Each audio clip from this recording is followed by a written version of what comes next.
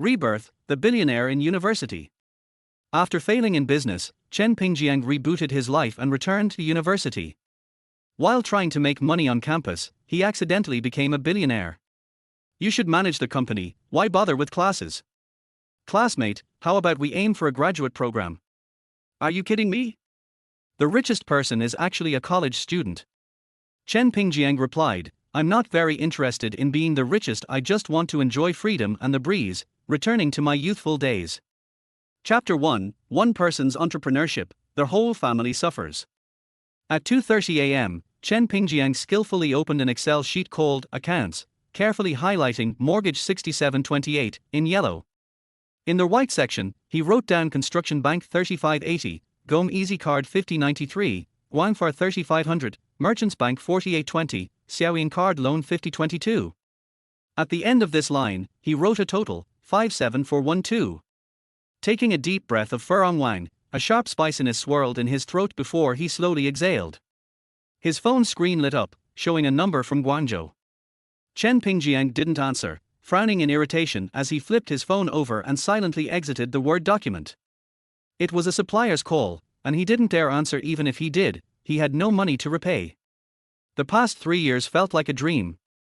3 years ago, filled with ambition, he drove his BMW X5 every day to the business bureau. Who would have thought a global pandemic would hit? Initially, he thought it would be like in 2003, and things would calm down quickly. He patched things together, but it dragged on like an endless nightmare. After 2.5 years, he couldn't hold on any longer. He relied on loans to repay loans until new loans stopped being approved. Chen Pingjiang had to mortgage the house in his mother's name. He still remembered the day they signed the mortgage. His mother said it was fine, but her eyes were red, as that house was the only memento left by his deceased father. That BMW X5 cost a total of 800,000, including loan interest, and he had just finished paying off the car loan for less than 2 years, selling it for only 280,000. The house he lived in was bought when the business was booming. He looked at it in the morning and signed the contract in the afternoon. His mother said it was like buying vegetables at the market. Renovation and appliances cost another 700,000, and now it didn't belong to him. The major part belonged to the bank, and the minor part was a second loan from a third-party institution.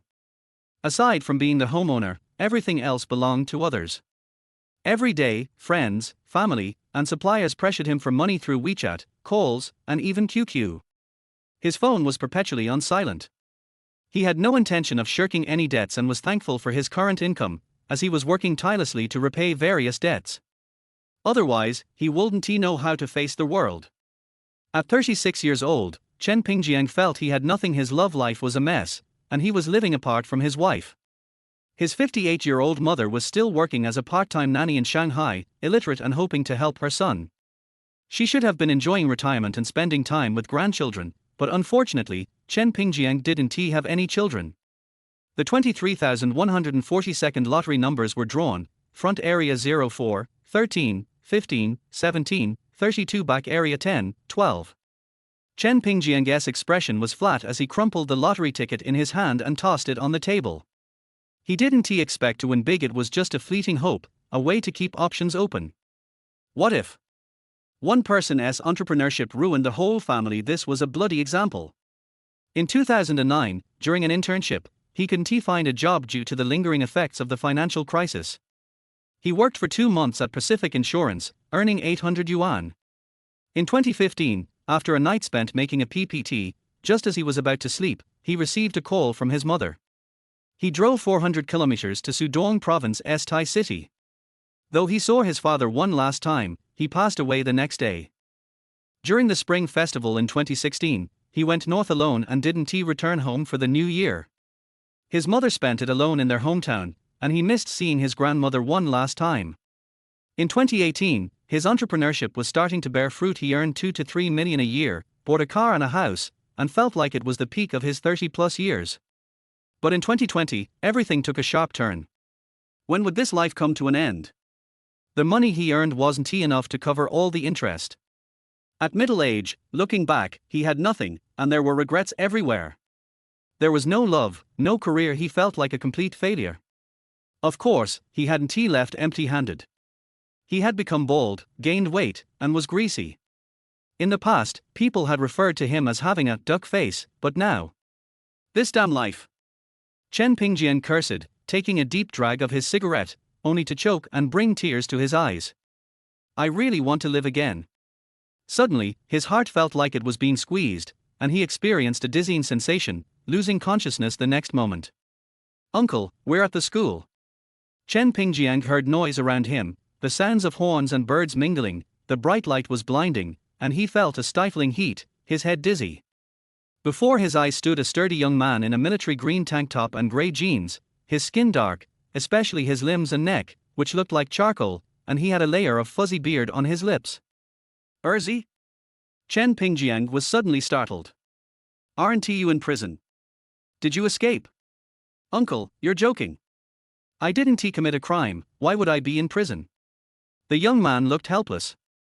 Chen Pingjiang felt a storm of emotions inside, looking at Erzi with his still youthful appearance. Is this a rebirth? Or am I still dreaming? His heart slowly sank, and Chen Pingjiang fell silent. After a long pause, he finally raised his head and said to Erzi, "Can I have a cigarette?" Only when that long-lost spiciness swirled in his throat did Chen Pingjiang calm down. He had indeed been reborn. After stepping out of the initial confusion, he grew more excited. It was the summer of 2006. High school was just over. He really had a chance to live his life again. His fingers trembled with excitement as he distorted the filter of the Hometown Mountain cigarette. Uncle, is there really nothing going on? Erzi waved his hand in front of Chen Pingjiang, looking enviously at his uncle's relaxed smoking posture, especially the way he could blow smoke rings. It's nothing, I just want some peace. Chen Pingjiang waved his hand. Peace? Which girl in our school is named that? Erzi asked innocently. Erzi was a nickname. The sturdy young man's real name was Zhu Guanghan. Zhu Guanghan's grandmother also had the surname Chen, and since his mother called Chen Pingjiang little uncle, Zhu Guanghan also called him uncle. In the family, Chen Pingjiang was young but had a higher status, and when he returned home for the new year, he would sit back and accept the younger one's bows and red envelopes. Zhu Guanghan lived several dozen kilometers from the county seat. His mother didn't want him to stay in school, so he stayed at Chen Pingjiang's house. Chen Pingjiang felt a wave of nostalgia as he patted Zhu Guanghan's shoulder and sat up, brushing the dust off his pants. In his previous life, Zhu Guanghan had a tough time. After Chen Pingjiang's company went bankrupt, he returned to his hometown to farm.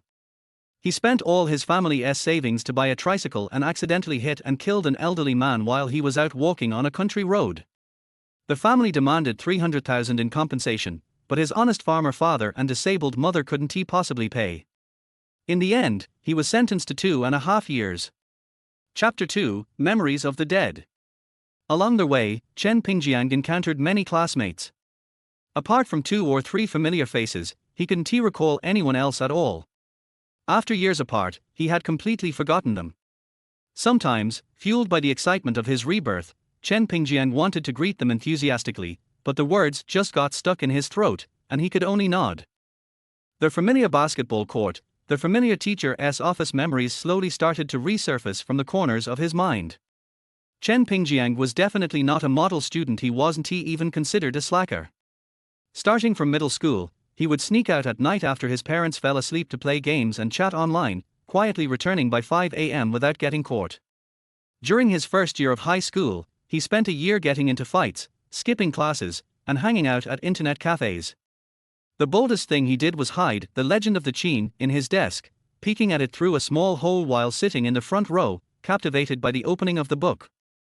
At the end of the first year, when the subjects were split, Chen Pingjiang scored 12 in math and 26 in physics but still dared to choose the science track, earning a severe reprimand from his homeroom teacher, Mr. Zhai, who called him a good-for-nothing. Feeling ashamed to be placed in a lower class, he studied frantically that summer, attending classes attentively in the first semester of his second year, even asking questions in the restroom whenever he had the chance. 2 months later, in the midterm exam, he unexpectedly ranked in the top 5 in science across the school, leaving everyone stunned. He was even awarded a trip to Dongjiang with the school, visiting Yuhua Terrace and Zijin Mountain. After returning to school, the homeroom teacher of the nearby advanced class called him over. Having proved himself, he then fell back into laziness, copying song lyrics and watching Zhu Xian and Little Soldier Legend. While others in their third year were nervously cramming for exams, Chen Pingjiang filled an entire notebook with stories, successfully pulling his deskmate, a short-sighted kid, into writing alongside him. Strangely, during four mock exams, he performed consistently well, ultimately getting into an average second-tier university, while his deskmate ended up in a junior college. Zhu Guanghan tugged at Chen Pingjiang's sleeve, pulling him back from his thoughts. "What's up?" Zhu Guanghan pointed to a girl not far away. Chen Pingjiang turned to look and saw a girl around 17 or 18. She wore a short-sleeved t-shirt and dark green jeans, her pert backside very noticeable. With a high ponytail, she looked youthful and lively, standing about 1.65 meters tall. Her skin was as white as snow, and her cheeks were flushed from the heat. Beneath thick eyelashes were bright, large eyes that sparkled beautifully when she smiled, revealing a charming dimple. He recognized this beautiful girl. Her name was Zhang Xinyu. The guy beside her looked familiar, but he couldn't recall his name. Chen Pingjiang remembered getting slapped by Erzi for saying something careless when pursuing Zhang Xinyu a bit too aggressively, but ultimately, he couldn't prevent Chen Pingjiang from playing the third wheel. After transferring to the advanced class in their third year, Chen Pingjiang bumped into Zhang Xinyu at the school gate. Her flawless skin glistened in the sunlight as she raised her arm to shield her eyes, leaving Chen Pingjiang dazed. This moment stayed with him until his rebirth. From then on, Chen Pingjiang acted like a not-so-deeply affectionate admirer, bringing Zhang Xinyu a box of Mengniu pure milk every morning and shamelessly walking her home after school. Though they had kissed and touched, they never went all their way. They parted before the college entrance exams. Chen Pingjiang thought she was too proud and that dating her was exhausting since she liked to control him. Chen Pingjiang got into a second-tier university in Lin City, while Zhang Xinyu went to the provincial capital. At the start of college, he thought of rekindling their relationship, but after a while, they lost touch due to the distance and the enthusiasm of the business schoolgirls he met. In his third year, he saw Zhang Xinyu in the provincial capital but felt that either his standards had risen or she had changed, as he no longer felt the same spark and thus cut off contact.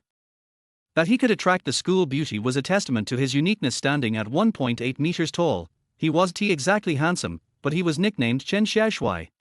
He had been described as having a duck face and received love letters from junior girls, as well as chocolates from the class beauty.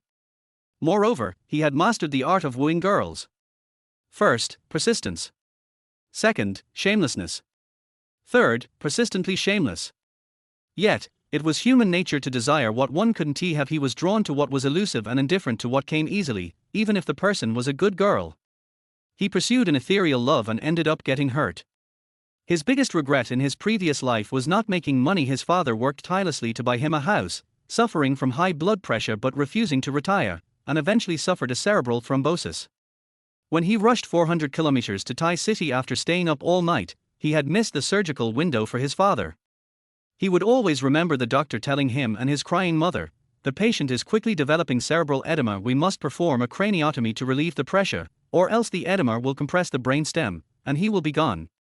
The cost for the surgery and recovery is around 100,000 yuan, and the risks are significant. He might end up in a vegetative state, but if we don't do it, there is no chance of survival. Discuss it with each other and let me know your decision quickly." His uncle advised his mother, Fang Huan, if there is a chance he can recover, even if he loses his ability to work, the surgery should be done. But if he ends up a vegetable, have you thought about how Pingjiang will feel? He hasn't even gotten married yet. You're still young. Caring for him will wear you both down. Please think carefully. With red eyes, Chen Pingjiang gritted his teeth and insisted on the surgery, but just half an hour later, his father's condition took a sharp turn for the worse, eliminating any chance for surgery. In the end, he reluctantly paid 4,000 yuan for an ambulance the next afternoon to send his father back home across the province. His father didn't even make it through the door before passing away. His greatest regret in his previous life was not making money, and he ended up with a mountain of debt, forcing his nearly 60-year-old mother to work part-time in Shanghai, exhausted and unable to stand straight. Life can be summed up in 2 words: make money. Without money, you can only see sweetness. With money, you can taste salt. Isn't it more enjoyable to use the time and money spent on dating to pamper yourself? If you spend 200 yuan treating a girl to dinner, she'll think you're stingy. If you give her a red envelope below 520 yuan, she'll think you're insincere. If you can't afford bags, clothes, or shoes, she'll see you as a poor guy.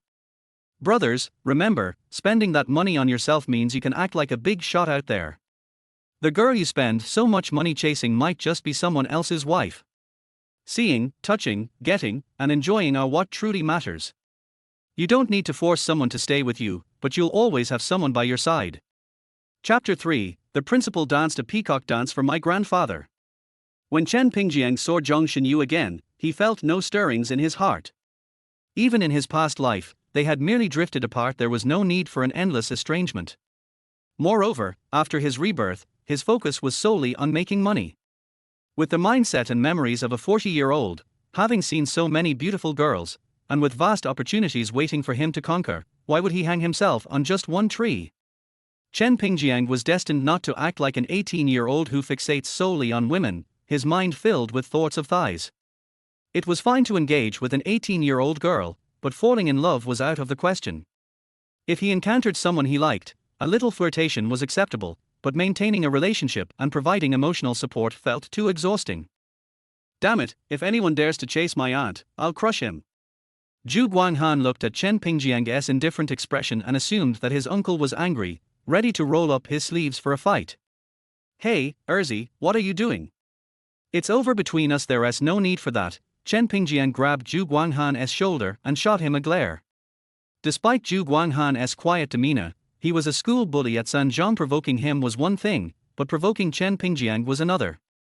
He was stocky and muscular, having done plenty of farm work as a kid and spent 3 years in physical education. He never shied away from fights but knew when to hold back. He wasn't the reckless type from outside school. Perhaps hearing the commotion behind them, Zhang Xinyu and Tan Ku turned to look. Seeing Zhu Guanghan's towering frame, Tan Ku, who was already short, paled, unsure whether to continue walking or to stop, her hands awkwardly at her sides. Zhang Xinyu's eyes lit up when she saw Chen Pingjiang, but then she seemed to think of something and rolled her eyes, turning back to walk towards the classroom with a hint of pride. Having lived 2 lives, Chen Pingjiang could tell what she was thinking from just a glance or a movement. Hoping he would soothe her feelings. Not a chance. This was a perfect opportunity to cut ties decisively. He couldn't let anything interfere with his plans to make money. Entering the classroom, he found his seat and sat down, and the homeroom teacher, Yang Guoping, walked in. Good choices for your majors. You won't have trouble with college or jobs. Avoid aiming too high, or you might meet the requirements but be unable to leave. When choosing a major, consider job availability after graduation. Don't randomly pick obscure fields that may lead to unemployment. Try to select universities in large cities or provincial capitals, as it's easier to settle down and find work locally afterward. Accounting, finance, civil engineering, and business English are all decent options. Chen Pingjiang couldn't be bothered to listen to Yang Guoping's serious droning. He had been battered by society and had been trained by Zhang Xiefeng. He had attended an average second-tier university and hadn't learned anything particularly useful, lacking any connections or resources, and ended up having to work in sales after graduation. Uncle, you're applying to that business school in Lin City, right? I'll choose the closest school to it, Zhu Guanghan thought simply. Wherever Chen Pingjiang went, he would follow, even if they didn't get into the same school or major. A nearby university would do, or he'd settle for a junior college in the same school. No way, I'll choose another one. Chen Pingjiang shook his head, joking that he'd rather snag a 211 university than return to an ordinary second-tier school. A 211 in a big city would make everything easier in the future, whether for starting a business or anything else. As for losing touch with the people from his memories by switching schools, that didn't matter. Living a second life meant he had to change his approach. Chen Pingjiang chose Dongjiang University of Finance and Economics, and Zhu Guanghan picked Dongjiang Sports College. Chen Pingjiang, what is this marketing major about, and what can you do after graduation? A girl with single eyelids turned around, tilting her head. Chen Pingjiang didn't look up as he replied, selling insurance, cars, or houses. Is accounting a good major? Ordinary accountants start at 3,000 yuan, while excellent accountants can earn 3,000 after 3 years. Careless or overly cunning people should steer clear of accounting. My dad wants me to major in civil engineering. Sounds like your dad really dislikes you. Students gathered around, joining the conversation, bombarding him with questions. What's wrong with civil engineering? My dad says it's easy to find a job. If you can't handle the basic concepts, then maybe civil engineering isn't for you. As the saying goes, listen to advice and fill your belly. Seeing the stubbornness in the eyes of the young students challenging him, Chen Pingjiang decided to drop his urge to help and respect their choices. He remembered the freckled face of the skinny boy in front of him. Zhang Xingwei. His past life's experience was like a manual for civil engineering. Chen Pingjiang suspected that manual was written based on his own life. Back then, filled with hopes for civil engineering, I ended up lying around for 4 years, my girlfriend left, I worked late nights, and found myself in a dead-end job, barely scraping by, and then marrying hastily. The industry was in decline, leading to my layoff. I ended up doing barbecues and driving jobs without a license, all while my life spiraled. Chen Pingjiang, didn't you say that graduates from second-tier business administration end up unemployed, only able to sell credit cards door to door? Why did you choose that? Chen Pingjiang proudly lifted his chin. I have an inheritance. Business administration ranks first among the 10 watered-down majors. It's set too high, teaching too much and too broad, seemingly aimed at training CEOs but with challenging employment prospects. Which company would want to hire a fresh graduate for management? But Chen Pingjiang planned to start his own business. Zhang Xingwei felt that Chen Pingjiang's words tarnished his father's reputation in his eyes, and he pouted as he returned to his seat. Stop talking nonsense. How could my dad harm me? If you don't understand, don't pretend to. Chen Pingjiang couldn't be bothered to respond to him, nor did he want to argue with a young kid. Zhu Guanghan felt irritated by this and widened his eyes like saucers. If you're so obedient, just follow your dad's advice. Why are you asking so many questions? The students didn't necessarily fear Chen Pingjiang, as he usually appeared harmless, smiling at everyone, but they were genuinely afraid of Zhu Guanghan. But Zhu Guanghan had a principle: while he could let things slide for others, he wouldn't tolerate disrespect towards Chen Pingjiang. Zhang Xingwei immediately fell silent, shrinking back. After filling out their applications, just as Chen Pingjiang was about to slip away, he heard the class monitor call out to him, Chen Pingjiang, the homeroom teacher wants to see you. Arriving at the teacher's office, he heard Yang Guoping scolding his son. I danced for the principal, a peacock dance, Grandpa, use it in a sentence. A childish voice replied, the principal danced a peacock dance for my grandpa. Why is your face so big? My grandpa danced a peacock dance for the principal. Does your grandpa know he shouldn't be hitting you? Walking into the office, a group of teachers were laughing heartily, and Chen Pingjiang cheerfully greeted them. Although Yang Guoping sounded angry, there was a smile on his face. Children were always easy to entertain. With a mischievous grin, Chen Pingjiang approached Yang Guoping's son and pointed at his paper, saying, it should say, the principal danced a peacock dance for my grandpa. The teachers in the office erupted into laughter. Chapter for those people, those things. Actually, with your intelligence, if you repeat a year and study seriously, you could definitely get into a 985 university next year. Chen Pingjiang shook his head with a smile. Come on, Teacher Yang, I know my own abilities. He was well aware of his limitations. If he had been reborn during the math exam, he might have barely scored 200 points. Once he started university, he forgot everything he learned in high school, and after so many years in society, it was even less likely he'd be able to sit down and focus on classes.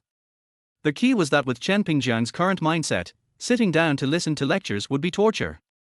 I suspect you're doing this on purpose, making teacher you complain about me for not managing you well. Yang Guoping pretended to be angry. Teacher Yu, whose full name was Yu Wenyao, was Chen Pingjiang's science class teacher in high school. Back then, Chen Pingjiang was ambitious and ranked first in class, but after being moved to the fast track by Yang Guoping, he began to slack off.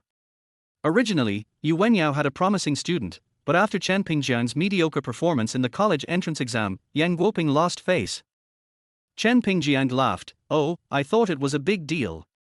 I'll take you out for a drink later and explain things. Hearing this, Yang Guoping could only nod, resigned. Well, your personality is such that you'll be fine wherever you go. Just remember to learn some professional knowledge in university. Once you've guided our class, your historical mission will be complete. After that, focus on helping Xiao Yan with her studies. Don't neglect her interests. Enroll her in calligraphy or piano classes. I'll buy some Olympiad papers from Xinhua bookstore for her, Chen Pingjiang said, changing the subject while looking at Yang Guoping's son seriously. The little guy frowned, looking pitiful, nearly on the verge of tears. After leaving the teacher's office, Chen Pingjiang saw a group of classmates gathering to take photos. Just as he was about to sneak away, the class monitor, Shi Ying, stopped him. Li Rui brought a camera. Let's take a group photo for memories. That show off. Chen Pingjiang remembered the name well. Their families lived close by, and they had been classmates from kindergarten through high school, but never really connected. Li Rui's father was the workshop director at a repair shop, so their family was relatively well off among their peers. However, after his father divorced and started an affair, Li Rui was left to fend for himself. After graduation, it was said he bought a car but couldn't keep up with the loan payments, which was repossessed. He divorced once, then married a rural girl who was only 18, and had a son the following year, only to die suddenly before turning 30. At a classmate's wedding, Chen Pingjiang saw Li Rui's father from a distance. He was in his 50s and already had grey hair. Although Chen Pingjiang's academic performance was average, he held a unique position in class. He could chat easily with anyone, and boys liked to hang out with him while the academically inclined students often looked down on him. Girls thought he was somewhat handsome and appreciated his conversational skills, unlike other boys who were shy or overly showy. When classmates asked him to take pictures, Chen Pingjiang didn't refuse. He knew that in a few years, no one would remember anyone. However, seeing their youthful faces and knowing their future paths made him feel a strange sense of nostalgia. He didn't plan to offer anyone advice. Everyone had their own fate, and similar beginnings could lead to countless different lives. Then there was Su Ziyue, a handsome short guy, probably around 1.6 meters tall, from a decent family that owned a restaurant. After graduating, his family got him an Audi A6 along with a restaurant, starting him off with a golden opportunity. But later, he got addicted to gambling, racking up over 2 million in loans. His father mortgaged the restaurant and house just to cover the interest, and eventually, the family fled, leading the lenders to downgrade from a BMW X6 to a Bic Regal. There was also a couple taking lovey-dovey photos together, Xing Chabin and his girlfriend Wang Ryu. Their story was quite dramatic. Wang Ryu and Chen Pingjiang attended the same university but studied different majors. Xing Chabin, studying away from home, came to visit Chen Pingjiang, planning to surprise Wang Ryu. While eating a cheap meal at a food stall near the university, Chen Pingjiang noticed Xing Chabin's face change drastically as he turned to see Wang Ryu walking by with a tall guy. If it were Chen Pingjiang, he might have grabbed a stool and confronted them, but Xing Chabin did nothing. Music floated in from the street. I shouldn't be under the car but inside it, seeing how sweet you both are. This way, it's easier for me to let go, to give me the courage to leave. After returning to school, Xing Chabin broke up with Wang Ryu. After graduation, Xing Chabin worked construction in Suzhou, returning home once or twice a year. Wang Ryu pursued him, and who could resist such fervent attention? Eventually, after one steamy night, they reconciled, got married, and had 2 daughters, living a decent life. Chen Pingjiang, let us take a picture together, a soft voice piped up, sounding almost like a mosquito but was very sweet. Chen Pingjiang turned around, surprised to see Zhang Xinyu, who was usually quite proud and had a fiery temper, asking to take a photo. Zhang Xinyu felt conflicted. She wasn't sure if they were really broken up. In the past, after fights, Chen Pingjiang would always comfort her, but this time felt different. Her pale hands were clasped in front of her, her face full of nervousness, mixed with her characteristic pride. If this were the old Chen Pingjiang, he would have eagerly run over for a photo, but the current Chen Pingjiang merely shook his head, expressionless. Though she was his first crush, he simply didn't have the energy to comfort a girl. It felt exhausting. It was better this way. Being strangers was fine. After all, in the end, they had become strangers in his previous life as well. Yet, that pretty face and the way her shoulder bag accentuated her figure caught Chen Pingjiang's eye. Though he felt calm internally, he couldn't help but feel heat rising within him. The body of a 20-year-old man was truly frightening. Hearing Chen Pingjiang decline to take the photo, Zhang Xinyu felt both aggrieved and angry, her face flushing with embarrassment. With a haughty toss of her high ponytail, she retorted, "Who cares about taking a photo with you?" Tan Ku, who had been silently observing, kept his gaze on Zhang Xinyu and, seeing Chen Pingjiang's refusal, felt both happy and sympathetic. "Don't be mad, Xinyu, let us take a picture together." Zhang Xinyu rolled her eyes. "My surname is Zhang." Tanku was momentarily stunned, wondering why they had been chatting so amiably just moments before. A song echoed over the school's loudspeaker. I'm afraid I won't get the chance to say goodbye to you, because perhaps I'll never see you again. Tomorrow, I'll leave this familiar place and we must part. Tears start to fall, I'll always remember your face, I'll cherish the thoughts you've given me, these days will never fade from my heart. Uncle, I feel like my youth is over. Wake up, pretty boy, only good-looking people have youth. You just have acne. Chapter 5. Father gives his son cigarettes. In the family quarters of the infrastructure company, many years after graduating from college, Chen Pingjiang came back once. The place was overgrown with weeds. There were few young people, only old people. At that time, the Chen family bought a house in the city with the help of the old man's boating, and the whole family moved there. Back home, my biological mother Xu Fangwan was busy at the stove, wearing an apron, and her forehead was sweaty. Father Chen Guangming was drinking beer and putting peanuts into his mouth.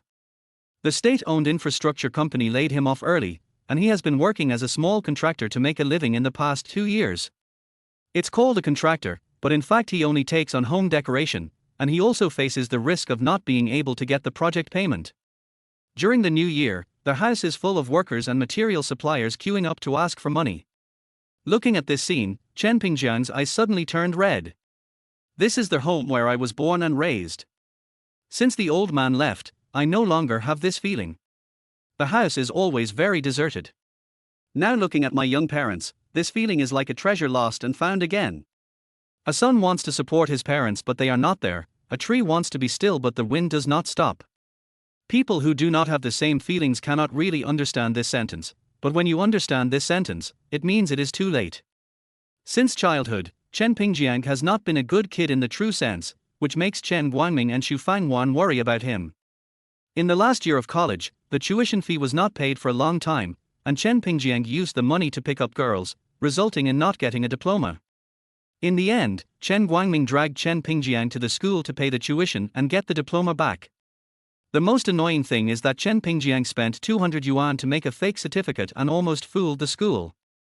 If it were not for the school calling home, he would never get a diploma in his life. 1 year after graduation, Chen Pingjiang was neither high nor low, and changed jobs one after another, and he worked for less than a month in each job. 2 years after graduation, Chen Pingjiang broke up and stayed alone in a house that was baked by the west sun with a temperature of more than 30 degrees. When he opened the door and looked at his son who had lost weight, Chen Guangming was also moved. In the 3rd year after graduation, Chen Guangming asked Chen Pingjiang to go sailing with him, but the young and restless heart was not willing to stay on a ship without the internet for several months, and the father and son even had a big conflict. The father blamed his son for not living up to expectations, and the son blamed his father for not understanding and forcing his life. In the 4th year after graduation, Chen Pingjiang showed his talent in business. He earned a Kia K5 in just half a year and drove around to show off every day. Chen Guangming would also compete with his son for a car and drive to the dock, telling everyone that his son bought it. In the 5th year after graduation, there is a kind of love called strictness, which is hidden very deeply. There is a kind of love called mind, which can accommodate the sea. There is a kind of love called waiting, which is never spoken out. There is a kind of love with the most sweat and the least tears. Fatherly love is silent, and it is all in action. Chen Pingjiang picked up the Darjiang beer on the table and performed a double blow to Chen Guangming. You little brat, don't you know how to get a bowl? You drink so much. Chen Guangming scolded with a smile, turned to Zhu Guanghan and said, "Second son, get 2 bowls. It's hot and drink some." "Okay, great uncle." Zhu Guanghan happily ran to the kitchen. Chen Pingjiang's alcohol tolerance is average, and he thinks drinking beer is too troublesome, mainly because his bladder capacity is small and he has to go to the toilet all the time. Zhu Guanghan is different, a box of beer is just for rinsing his mouth. Xu Fangwan came out of the kitchen with a plate of scrambled eggs with tomatoes, and kicked the chair leg with some disgust. "Come here, it's hard to put the dishes." "Which school did you apply for as your first choice?" "Dongjiang University of Finance and Economics." "Are you sure?" "Please remove the word mar. Xu Fangwan was very happy to hear this. She was a rural person who didn't know a few words, and it was not wrong to say that she was illiterate. When she was a child, her family was poor. Her elder sister and brother had already gone to work, and her younger brother and sister needed to be taken care of. The family also had to herd cattle, and she was the one who made the greatest sacrifice. Later, after getting married, she quarreled with her grandfather, blaming them for not letting her study when she was young. Chen Pingjiang knew that if her mother had studied, she would have achieved a lot, could endure hardships, was bold and careful, and had good relationships with people. In the 1990s, she dared to fly south alone to Guangzhou to work, carrying a fruit basket and running around Guangzhou. Several cousins in the family were the closest to her, and they gave her gifts during the holidays. The Chen family finally has a college student. "I will cook for you again." Xu Fangwan happily pounded her son's shoulder. But Chen Pingjiang didn't let her go. "Mom, don't go. I'll toast you. You also have half of the military medal. Go away, don't disturb me cooking." Chen Guangming smiled as he watched his son drink, thinking that the little bastard had grown up, and Zhu Guanghan beside him also laughed foolishly. After eating and drinking, Chen Pingjiang lifted up the hem of his greasy t-shirt, patted his bloated belly and burped. His mother's voice came to his ears, "Go get a basin of water and wipe the mats." "Second son." Chen Pingjiang tilted his head and ordered Zhu Guanghan to work, but he was too lazy to move. "Stinky boy, every time I ask you to work, you order second son." Xu Fangwan was angry at her son's style of being a hands-off boss and ordering people around, but she was embarrassed to ask Zhu Guanghan to work, otherwise he would be scolded if it got out. "Grandma, I'll do it. Zhu Guanghan was very diligent, but he felt at ease with such orders. He was very grateful that he had lived here for several years without paying a penny for living expenses since he was a child. Every time he gave money, it was rejected. In addition, he had a low self-esteem and wanted to do more to repay. Chen Guangming leaned on the sofa and looked at his son's lazy look without getting angry. He took out a cigarette and lit it for himself. Seeing Chen Pingjiang's eager look, he felt something and passed a cigarette to him. Chen Pingjiang was about to lean over to take the cigarette, but when he reached out halfway, he pushed the cigarette back. He was a little surprised that the old man would actually pass him a cigarette. Is he testing him? Fishing enforcement? "Dad, I don't smoke. I'm still young," Chen Pingjiang said righteously. "Okay, I don't know you yet. Then, this is just this time, and it won't happen again." After saying that, Chen Pingjiang calmly accepted the cigarette his father lit for him, and habitually tapped Chen Guangming's hand twice. This embarrassed both the father and son. As Chen Guangming handed over the cigarette, he said that he had grown up and was no longer a child, but the pillar of the family. "Chen Guangming, is this how you teach your son? He is so young, and you teach him to smoke." Xu Fangjuan's angry voice came from the kitchen. Chen Guangming curled his lips, thinking that your son doesn't know yet. He can even make circles when he puffs out smoke. "What are your plans for summer vacation?" "I don't know, I haven't thought about it yet, maybe go out and have some fun." Chen Pingjiang didn't plan to tell his parents that he was going out to make money. "It would be a waste of worry if he told them, especially since I could wear my ears out. In my mother Xu Fengjuan's cognition, it is the most practical to find a stable job in class, and the most unreliable to do business. It's a pity that I didn't listen to her in my previous life, otherwise I wouldn't have owed a lot of debts. But then again, how can you achieve class advancement if you don't struggle if your family is poor? Since you have a second life, it may not be a pity not to do something." Chapter 6 No-Cost Business. Puff. Crackle, crackle. Chen Pingjiang stared at the ceiling with his eyes wide open, his face full of anger. He picked up the fourth volume of Zhu Xian on the bedside and threw it directly at the bed opposite. "Damn it, you disturb my sleep so early in the morning. You fart, grind your teeth, and talk in your sleep. Sooner or later, I will be scared to death by you." Zhu Guanghan was lying on the bed opposite, drooling. After being hit, he immediately turned over and sat up, looking at Chen Pingjiang with sleepy eyes. "When you get married in the future, you will see if she smokes or not. You're done." The old habit of Erzi is to sleep whenever he wants, and it's like a concert. If he meets a light sleeper, he will be tortured to death. Sometimes he suddenly shouts, "R," in the middle of the night or says a lot of strange things. A big. "Pass the ball, idiot." Zhu Guanghan smiled embarrassedly and was not angry. He knew that Chen Pingjiang did not despise him, but he could not change his sleep talking and grinding teeth. "Damn it, I can't sleep, let's go to the street to eat pot stickers and dumplings." Chen Pingjiang sat up with a carp, looked at the small tent in his crotch and smiled. His body at the age of 20 is really good. Staying up all night and surfing the internet during the day will not feel like a death like in his 30s. You can eat and sleep, and the key is that you won't get fat. And this cute little thing. Chen Guangming and Xu Fangwan have already gone to work, and the grandfather and grandson brushed their teeth and went out. It's still the familiar taste and familiar recipe. There is only one pot sticker on the street, with small fillings and thick skins. Chen Pingjiang was greedy for this when he was a child. It's 2 cents each, and he can eat 20 at a time. Second son, don't go back during the summer vacation. I'll take you out to make money. Chen Pingjiang said with a toothpick in his mouth after eating and drinking. Even in 2006, there were more opportunities than in later generations, but it was not so easy to make money. It was nonsense to remember the lottery tickets. The World Cup was in full swing, but Chen Pingjiang could not remember the specific scores. Besides, those famous gambling websites had not come out at that time, so where could he buy them? You need capital to do anything. Without the first pot of gold, don't expect anything. Those damn novels say that you can find a rich and beautiful woman after rebirth, or you can make millions in one summer vacation, only to find out that it's fake. Chen Pingjiang still has some ideas, but the key is that it's summer vacation now, and students can't make money. The two of them can't get together 200 yuan in their pockets, so what business can they do? It's not realistic to ask classmates to borrow money, because they are all poor students. The sky is collapsing. I didn't have any good ideas after walking around the street for a long time. It's impossible to work, and I will never work in this life. Or maybe Chen Pingjiang knows himself, but he is not a quiet person who can honestly go to work for others. Go to the station and take a bus to Dongfeng village. Are you going to visit your great-aunt? Zhu Guanghan called out to his great-aunt, Chen Pingjiang's aunt.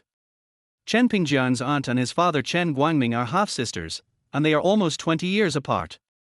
In the village below the county, 2 cousins and 1 cousin are working outside. After almost an hour, the two took a bus to Dongfeng village. A large area of vineyards on both sides of the provincial road. Under the sunshine, the vineyards present 1,000 changing colors, like a colorful oil painting. Dongfeng village does not grow crops but only grapes. When I was a child, I ate so much grapes that I vomited. Now grapes are just in season. The two came to their aunt Chen Xiufan's house in a familiar way. There is a big river in front of her house. Chen Pingjiang often comes to swim when the water rises in summer. Armin, where is your aunt? After entering the main hall, Chen Pingjiang glanced and didn't see the shadow of his aunt, but saw his little nephew Chu Minute lying on the 8 immortal table doing his summer homework. My cousin and his wife both work in other places, and my nephew Chu Minute goes to school with my grandmother in my hometown. It's not easy for rural families. Chen Pingjiang's uncle passed away early, and my aunt raised 3 children alone. When she got old, she had to take care of their children. In Chen Pingjiang's memory, my aunt took care of 4 children at most in her hometown. Fortunately, she only took care of 2 children at this time, and the other niece was taken to another place during the holidays. The mother-in-law pronounced, Garpo is spraying pesticides in the fields. Chu Minute is different from ordinary rural children. Other rural children don't stay at home at all during the summer vacation. They climb trees, dig bird nests and play in the mud. They are like monkeys and are black. But Chu Minute looks fair and clean, and his temperament is not wild. This old lady really can't stay idle at all. Chen Pingjiang shook his head helplessly. In his previous life, my aunt was very good to me, and so were several cousins. But after my father passed away, the 2 families visited less frequently. The July sun was very hot. Even though it was only 10 o'clock in the morning, the hot weather was like a sauna. After searching for a long time in the vineyard, I finally found my aunt Chen Xiufan. The old lady was 60 years old this year. She was very capable. She was 1.52 meters tall and wore black Dakran clothes and a straw hat. Hey, why are you here?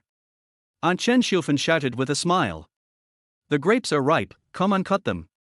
Chen Pingjiang only knew one grape variety, Sunshine Rose. When it first entered the domestic market, it was sold at a maximum of 500 yuan per catty. It was called Hermes among grapes and tasted really good. In a few years, the price of this variety dropped below 10 yuan.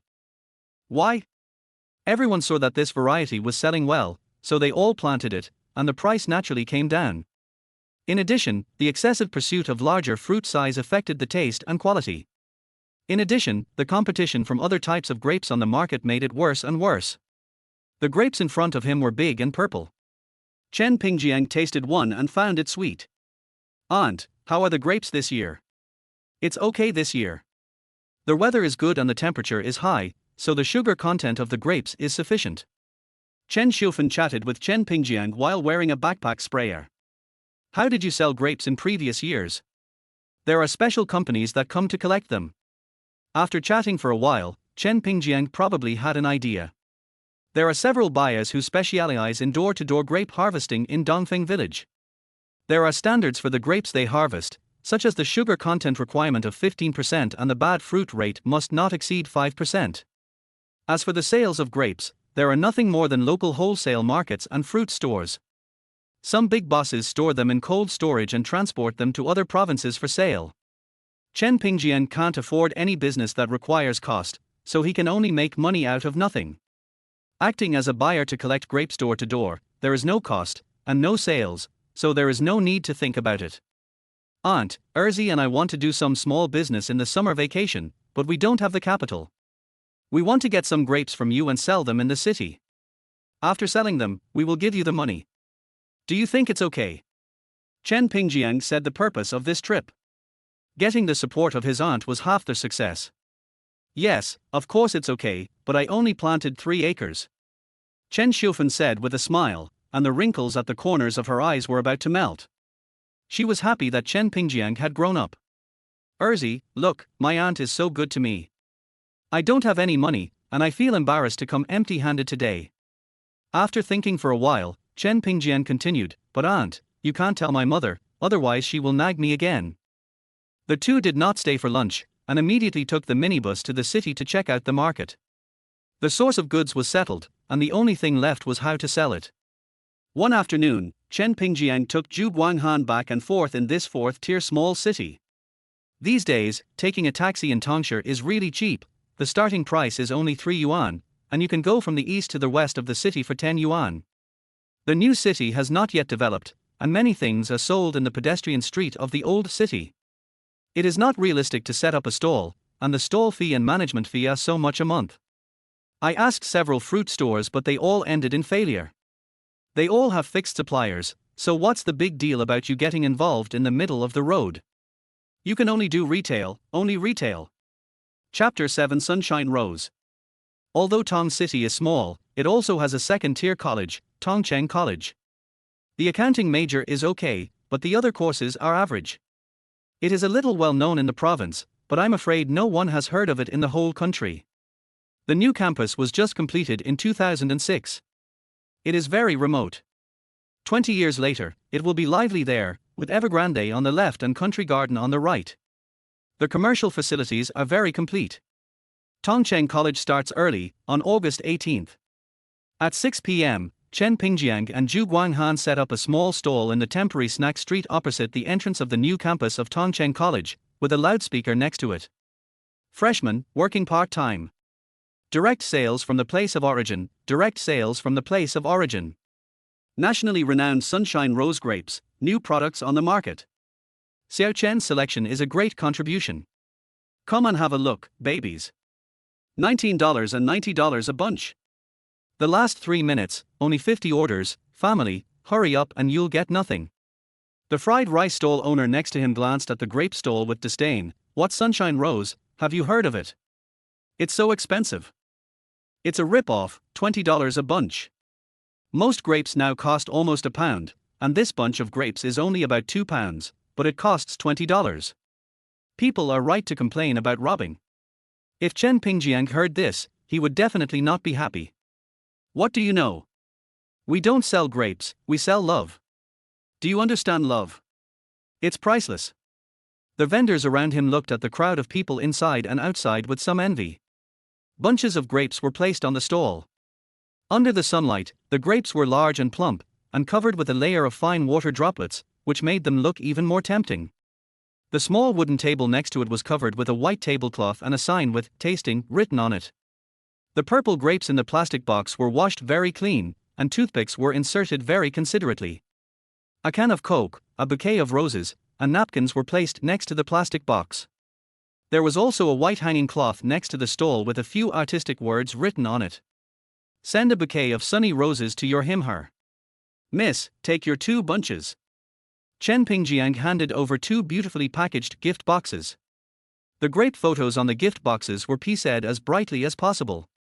In the upper left corner, there was a small Chen Jinshuan logo with the copy, send it to the sweet tar. Senior, you want 3 boxes, right? Damn, don't fight, Yenzu, there are so many. Senior, you are so beautiful, your boyfriend must be very happy to have you. The small stall was packed with people at lunch time. Zhu Guanghan was slow, and he had to follow Chen Pingjiang's instructions to pack the goods beautifully, which greatly reduced the delivery speed. The students behind him even began to line up consciously. One packed and the other collected the money, and they cooperated well. Zhu Guanghan looked at the long line and became more and more skilled in packing, but he was kicked by Chen Pingjiang inexplicably. Zhu Guanghan knew it was a secret signal, indicating that he should pack more beautifully and slowly. My uncle said that only by improving the quality of service can we have repeat customers. After all, he was a rookie who had just graduated from high school. Sometimes when he met a girl who looked a little better, Zhu Guanghan would tremble with nervousness. He felt uncomfortable and particularly nervous when being stared at. As more and more students came to eat, more and more people lined up. A young lady came over to try a grape and thought it was good. She turned around and walked to the end of the line to line up. Some students didn't even try it. Everyone was lining up, so it must be delicious. I want to line up too.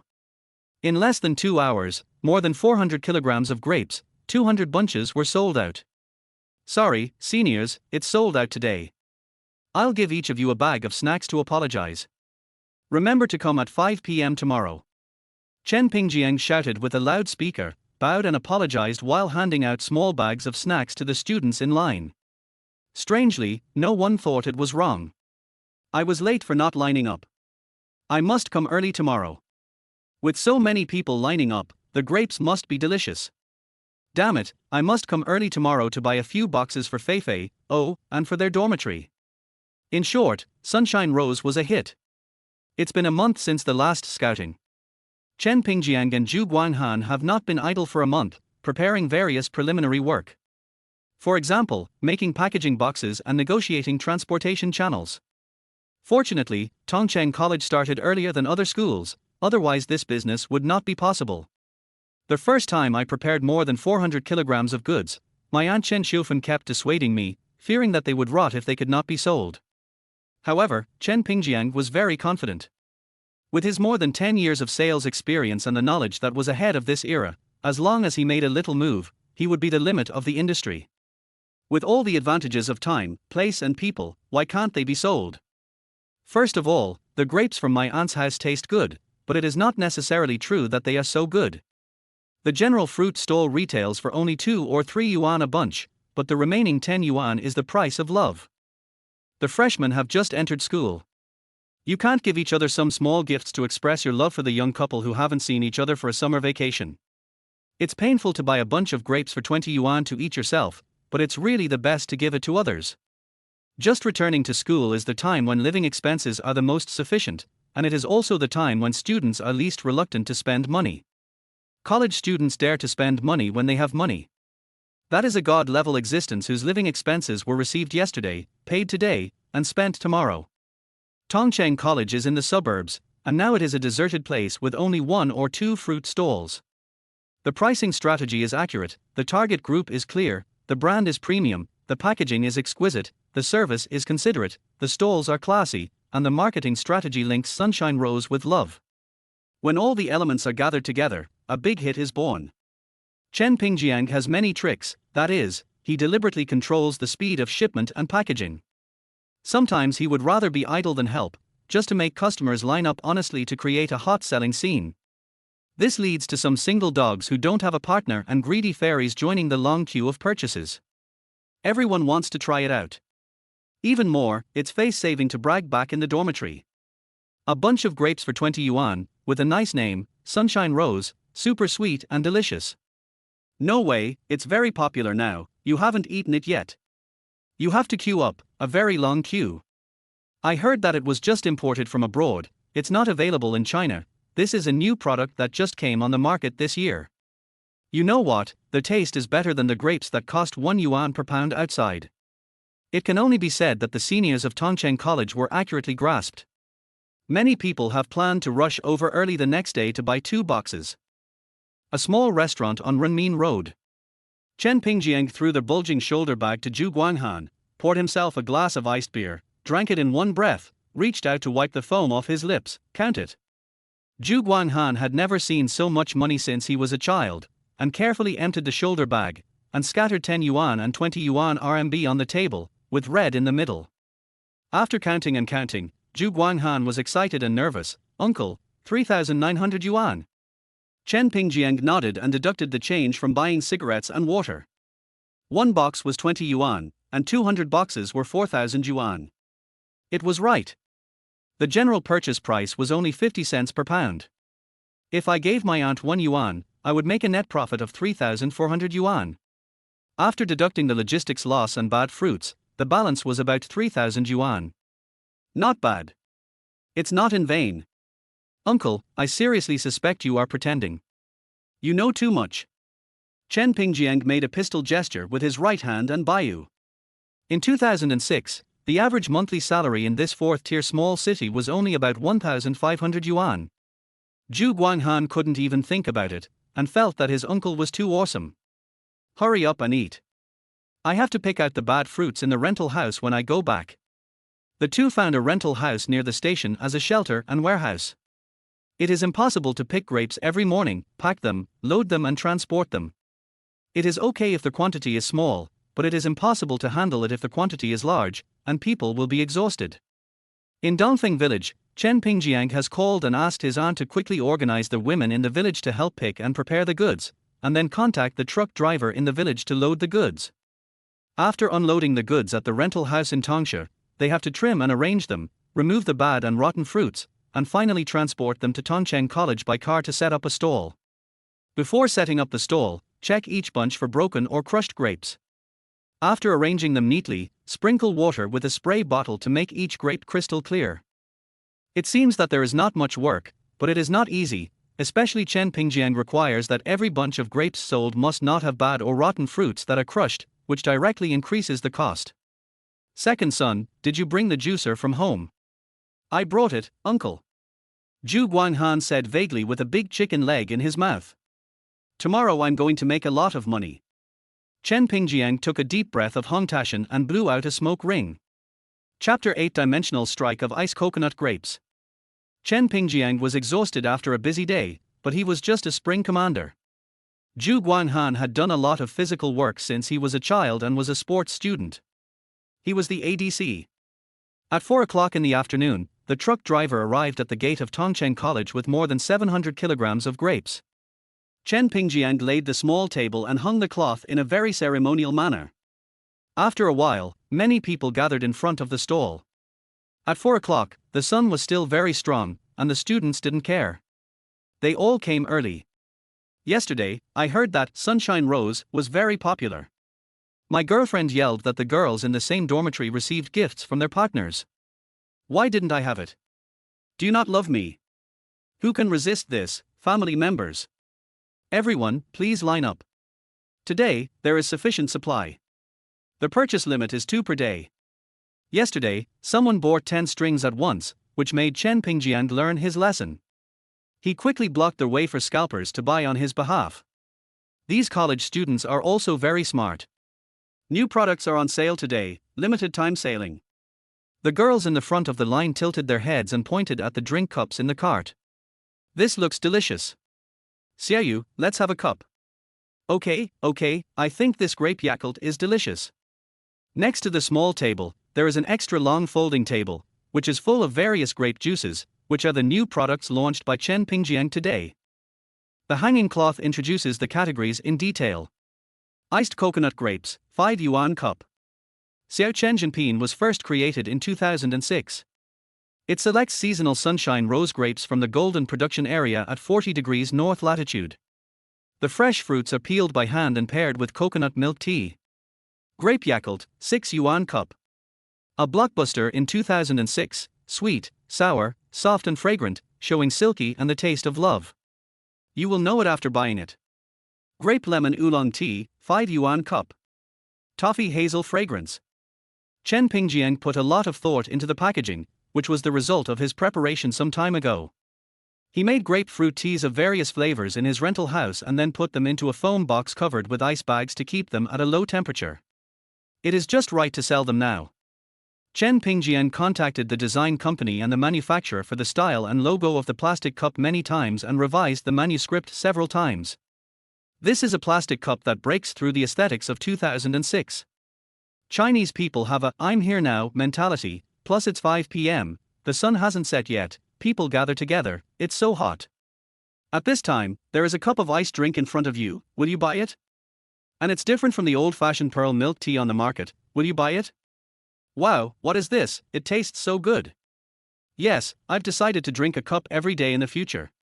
There is no wind in the summer evening, it's very hot and stuffy.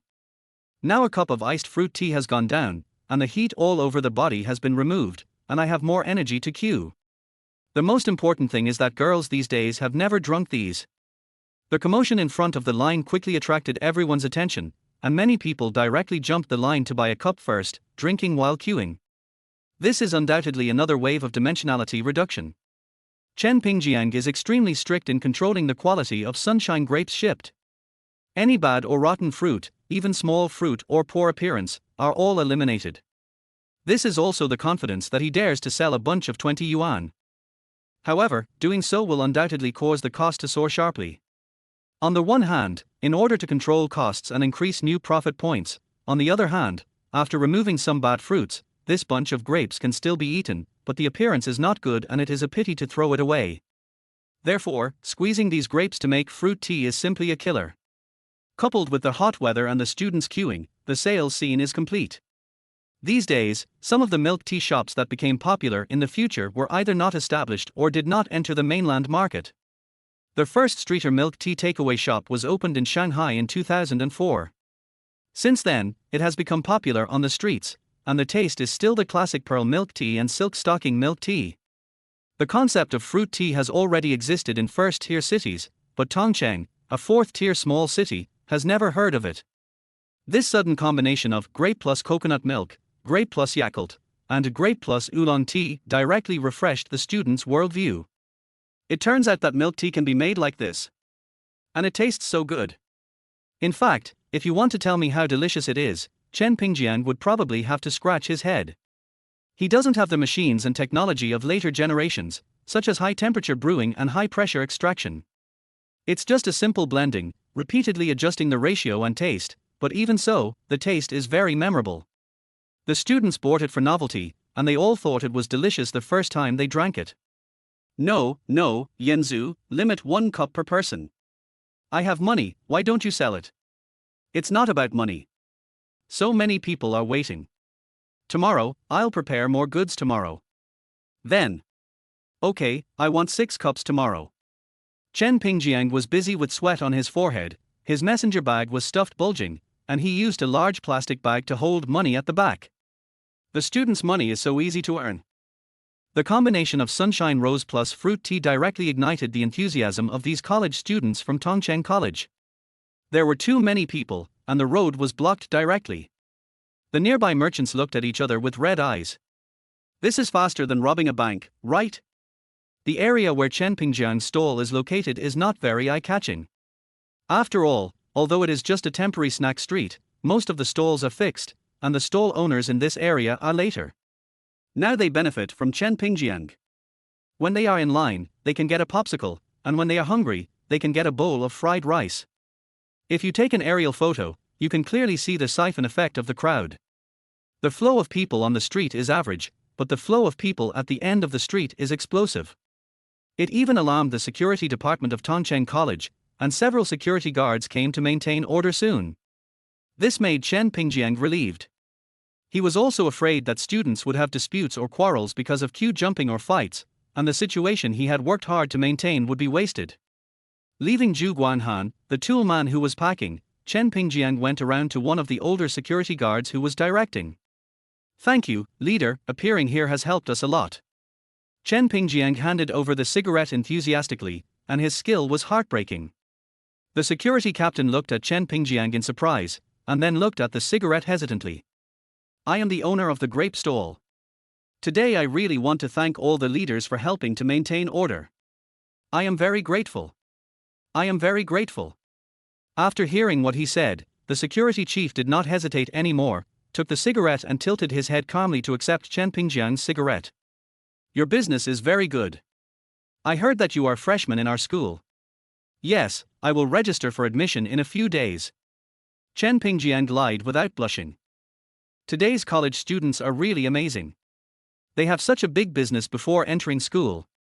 The head of security looked at Chen Pingjiang with some admiration, as if he wanted to remember his appearance. But in his eyes, Chen Pingjiang really didn't look like a freshman who hadn't entered the school yet. The degree of perfection of this smoking posture could not be achieved without 6 or 7 years of smoking experience. Could it be that he started smoking in elementary school? Especially his skill in dealing with people, he didn't look like an ordinary college student at all. Leader, a small gift. As he said, Chen Pingjiang handed over a huazi and 4 boxes of packaged sunshine rose grapes. These were prepared by Zhu Guanghan last night. At that time, he asked Chen Pingjiang what he would use them for. After learning the purpose, he gave a thumbs up and shouted, "Uncle, awesome." The head of security stretched out his hand to refuse. This is against the rules and will make a mistake. Hey, I'm not a student of Tongcheng College yet, and I didn't ask you to do anything. I just want to thank everyone for helping to maintain order today. These grapes are very sweet. Take them back to let the wives and children of the brothers taste them. You can't refuse them for them. Chen Pingjiang said as he took a puff of cigarette with a smile. The head of security looked around and found that he was brought to a secluded place by Chen Pingjiang. There were not many people around. He felt relieved and nodded. You are so polite. Don't worry. I will let my brothers maintain order for you today. Chen Pingjiang dispelled his concerns with a few words. The two of them were not in a relationship of interest where they were paid for work. If it was just a thank you, it would be fine if the school knew about it. Moreover, if the people below knew that he had refused the grapes, they would definitely blame him. When he was at work, he heard some colleagues say that they wanted to buy a bunch to take back for their wives and daughters to taste. Now that he brought it over, everyone would definitely believe in him more. They worked until 8:30 in the evening, and the two of them didn't have time to eat before they sold out all the goods they brought today. This was 100 cups of various fruit teas plus 300 bunches of grapes totaling nearly 700 kilograms, all sold out in just 4 hours. If the fruit stores in the city knew about this achievement, they would go crazy. It was 11 o'clock in the evening when the grandfather and grandson returned to the rental house after closing the stall. They were so tired that they didn't even want to take a shower, so they fell directly on the bed. Second son, go count the money. Chen Pingjiang said in a muffled voice while lying on the bed. Zhu Guanghan was exhausted. He had to work several times more than Chen Pingjiang. He packed for 4 hours and stood for 4 hours without a break. During the day, he had to unload, pick fruits, and load goods. He did the work of 3 people. Uncle, you order. Farming at home is not so tiring. The bed sealed me and I can't move. Besides, you are a sports student. What's the big deal about suffering? Only those who endure hardships can become superior people. After a long while, Zhu Guanghan didn't reply. Chen Pingjiang was afraid that he fell asleep, so he hurriedly said, Uncle promises you that the first thing I will do when I go to school is to introduce you to a girl. 10 yuan, 20, 50. Chen Pingjiang smiled. A young man of 18 or 19 years old, his farts are fragrant when he talks about women. Today's revenue, 6,435 yuan. Chapter 9. A competitor appears, then dies. On the third day, the grape and fruit tea business continued to be hot, and the influence of sunshine rose grapes and new fruit tea in Tongcheng College increased greatly. As a student of Tongcheng College, if you have not heard of these two things, you will be inferior to others even if you brag about them. Even in this second-tier college famous for its accounting and management, teachers use it as a teaching case. Chen Pingjiang reduced the distribution of sunshine rose grapes but increased the supply of fruit tea. He recruited many sales outlets in convenience stores and restaurants on campus and even arranged for students to sell their products at the bottom of the dormitory buildings. The school is about to start, and time is running out for him. He will have to report to Dongjiang in a few days, and he has to make more money within the limited time. The target audience of Sunshine Rose is college students and couples, and the price is also high-end, which means that it is destined to be sold only for a short time. After the students have tasted it and the couples have given each other small gifts for the beginning of the school year, no one will buy such expensive grapes for themselves. This is the time when fruit teas such as iced coconut grape and grape Yakult come into play, and the second wave of leeks, wealth is harvested. New products are being launched one after another. Pomegranate grape juice, honey grapes, fleshy grapes. The packaging has been updated to include medium, large, and extra large cups. The students were beaten down by this combination of punches and had already kneeled down to beg for mercy, shouting, "Take my money away." At that time, there was no branded milk tea in Tongcheng City. Milk tea was sold in small workshops or tea restaurants at prices ranging from 3 to 5 yuan. 4.5 yuan of pearls could be used to make 40 cups of milk tea. Their wholesale price of 1 kilogram of fruit powder was only 20 yuan, but it could make 60 cups of milk tea, which was a huge profit. Chen Pingjiang's Xiao Chen Jinping fruit tea focuses on being healthy and additive-free, making it an excellent summer drink for cooling off. Uncle, there are 2 more fruit stalls over there, also selling grapes. One has no packaging, and the other has packaging similar to ours, but only 10 yuan a bunch. When he set up his stall that day, Zhu Guanghan saw from afar that there were 2 more stalls nearby. They had been selling other things before, but today they also started selling grapes. Do you want me to go push him? Don't look at Zhu Guanghan's wilting. As the saying goes, a wilted man is like a leopard. He has always been a hybrid who doesn't cause trouble but is not afraid of trouble. He wants to snatch it from my pocket. Money, fuck you. Chen Pingjiang hugged Zhu Guanghan's neck without any care, and smoked a cigarette with a smile. Silly dick, what do you care about them? I promise you, you won't see them tomorrow. Why? What are you talking about? Hurry up and unload the goods. We will be on board soon. The owners of these 2 grape stalls are all nearby residents. They used to do a small business at the school gate. After seeing the huge sales of grapes in the past 2 days, they were naturally ready to do something.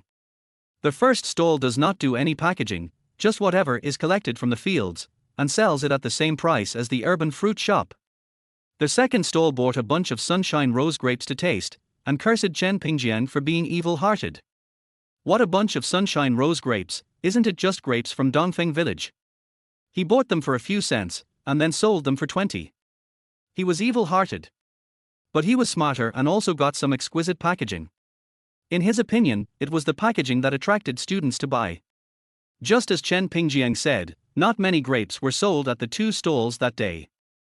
There were still some people in the first one, but there was not a single person to be seen in the second one.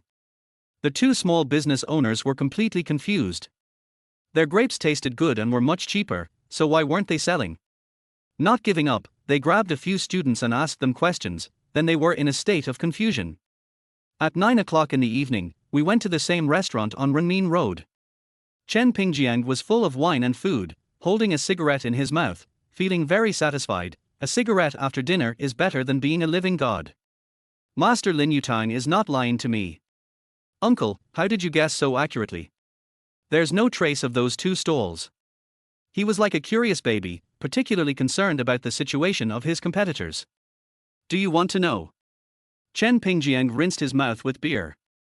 I'll tell you when you make all the fruit teas tomorrow. Zhu Guanghan was stunned. That was several hundred cups. He would have to get up at least at 5 in the morning to finish it. I wanted to refuse, but I couldn't resist the curiosity in my heart, like a cat's paw. I'll come if I want. After seeing Zhu Guanghan's expression, Chen Pingjiang straightened his expression and came over. Those who transform me live, those who destroy me advance, and those who resemble me die. People who buy our grapes usually give them as gifts to others or friends. After all, we are expensive, and students rarely buy them for themselves. We have bought all the grapes we should have bought in the past few days. They didn't see that we have reduced the supply of goods, but they still rushed into the trap. They are stupid. Now students only recognize Sunshine Rose. Who would buy a cheap grape from you? If it gets out, my classmates will think that I wanted to buy it but couldn't afford it, so I bought a fake one. I can't even give it as a gift. The first one is a low-end one, so it's fine for students to buy it for themselves, but they forget that this is a school, and students are very competitive. My classmates eat 21 skewers, so why can I only eat 2 yuan a skewers? Zhu Guanghan understood but seemed not to understand.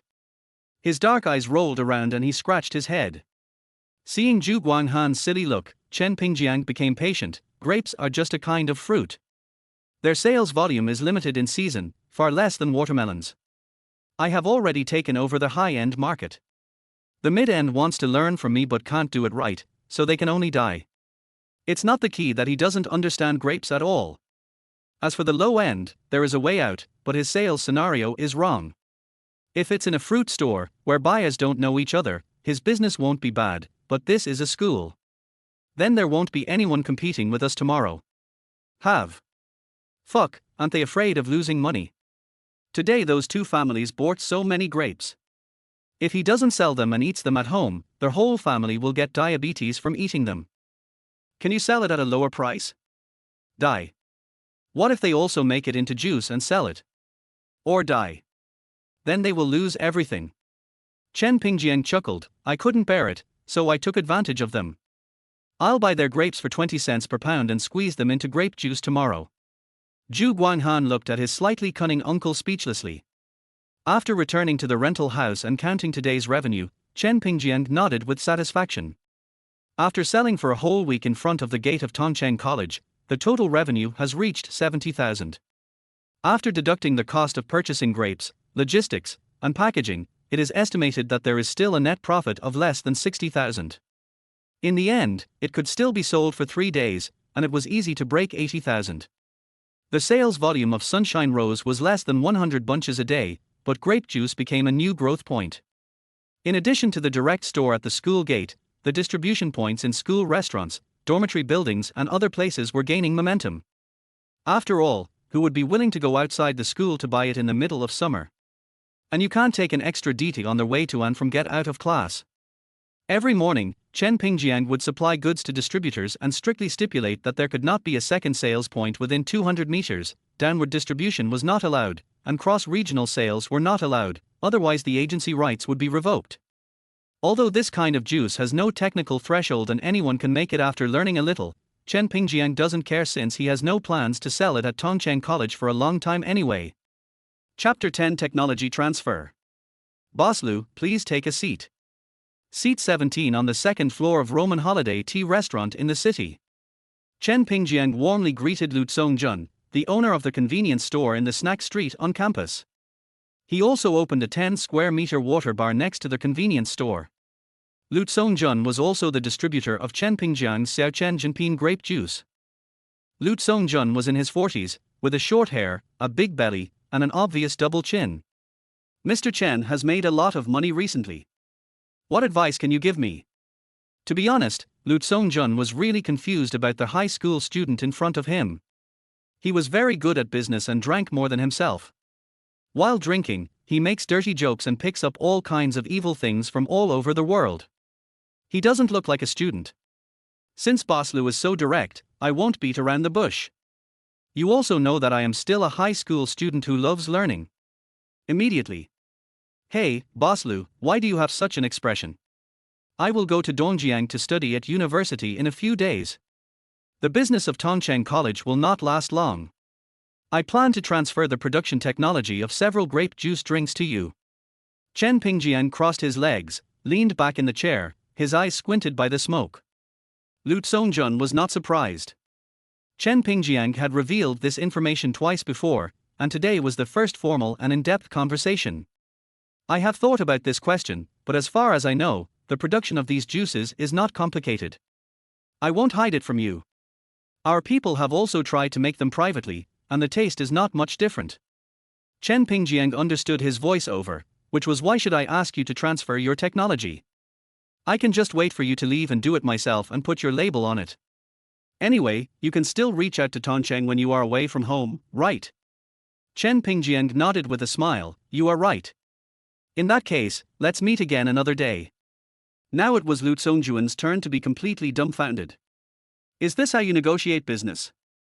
I wanted to lower your price, but you didn't even bother to talk and just flipped the table? Hey, Mr. Chen, have a cup of tea before you leave. Why are you in such a hurry? Lu Songjun caught up from behind. Chen Pingjiang turned his head and said, I have an appointment to discuss something with Mr. Wang from the school cafeteria and Mr. Zhang from the snack street on campus. No, who do they think they are? I was here first, you have to finish talking to me before you can leave. Lu Songjun actually played dirty and blocked the road to prevent Chen Pingjiang from leaving. No, Boss Lu, what are you doing? Didn't you say you were going to make your own?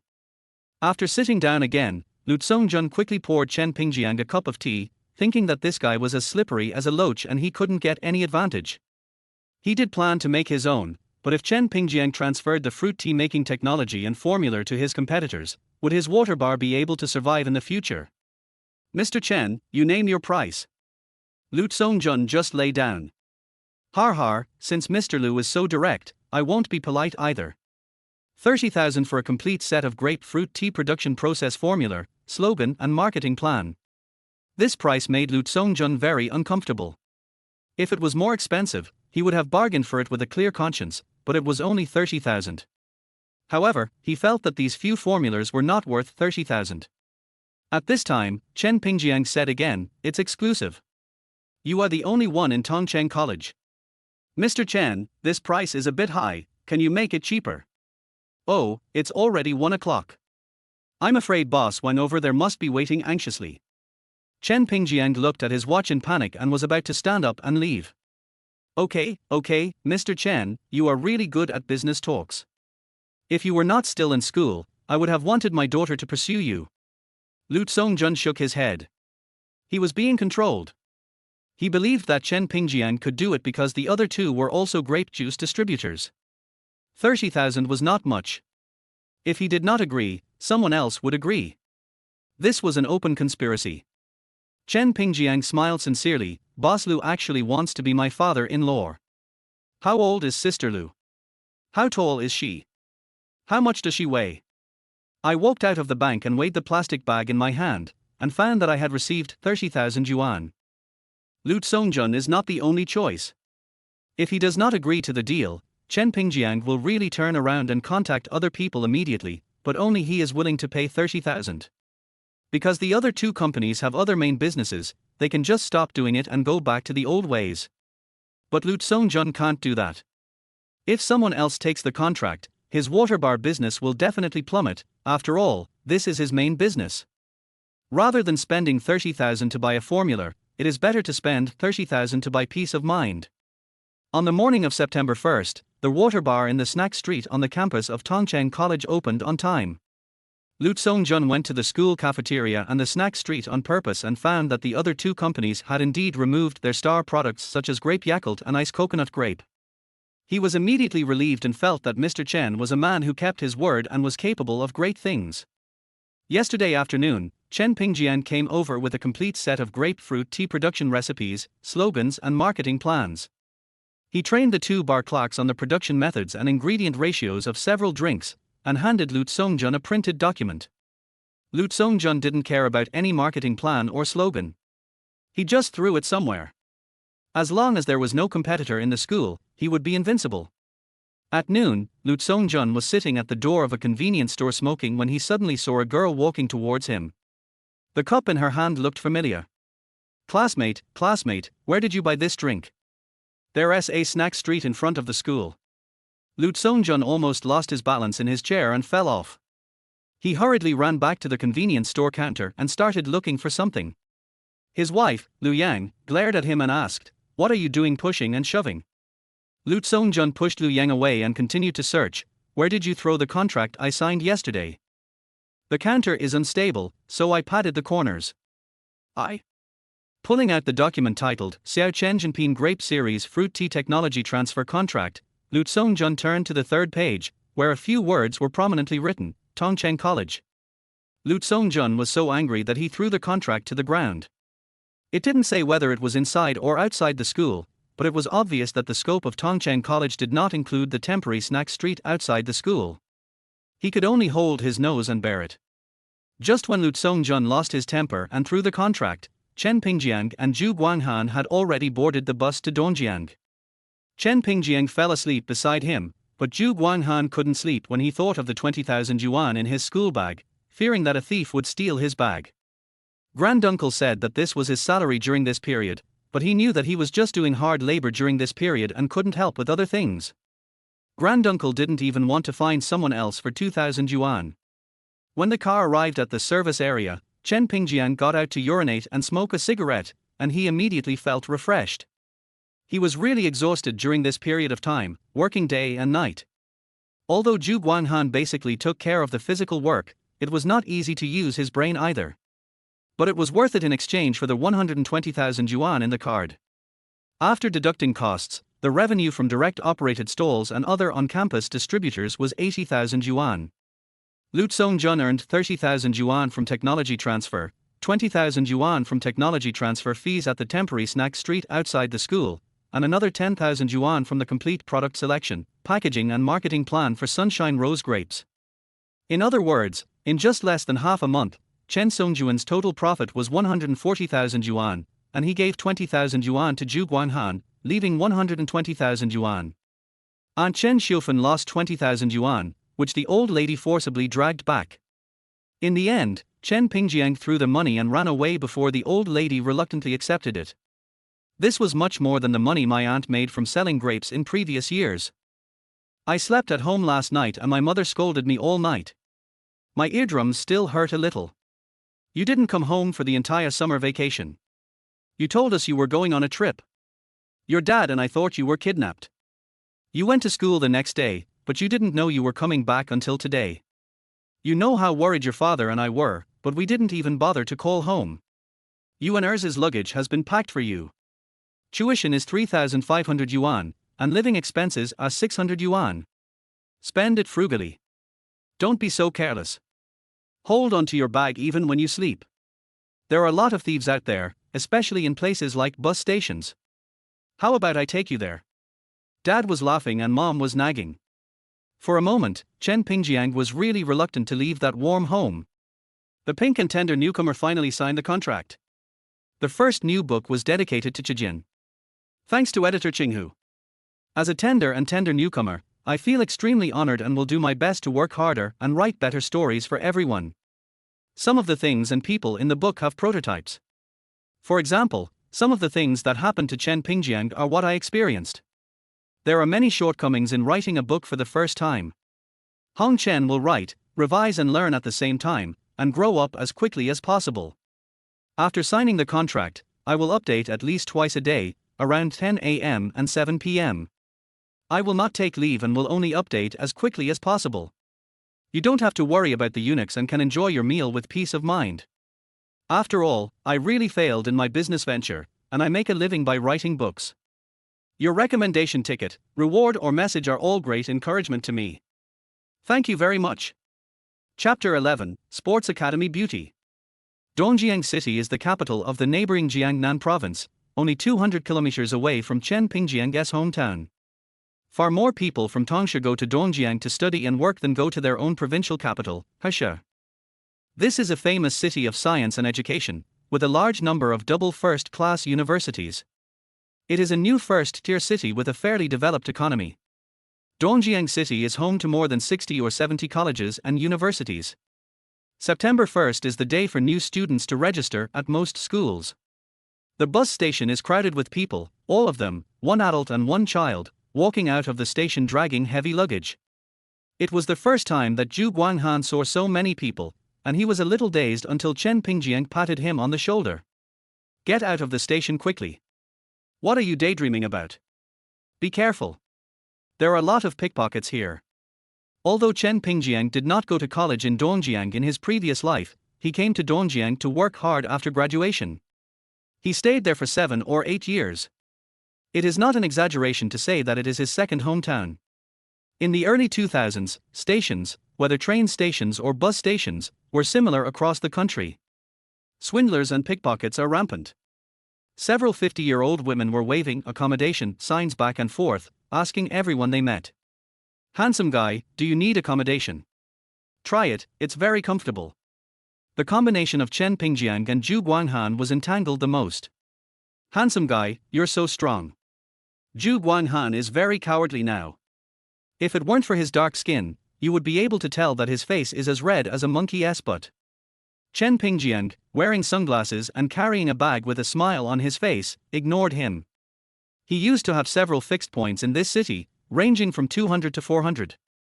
What a wonderful memory of youth.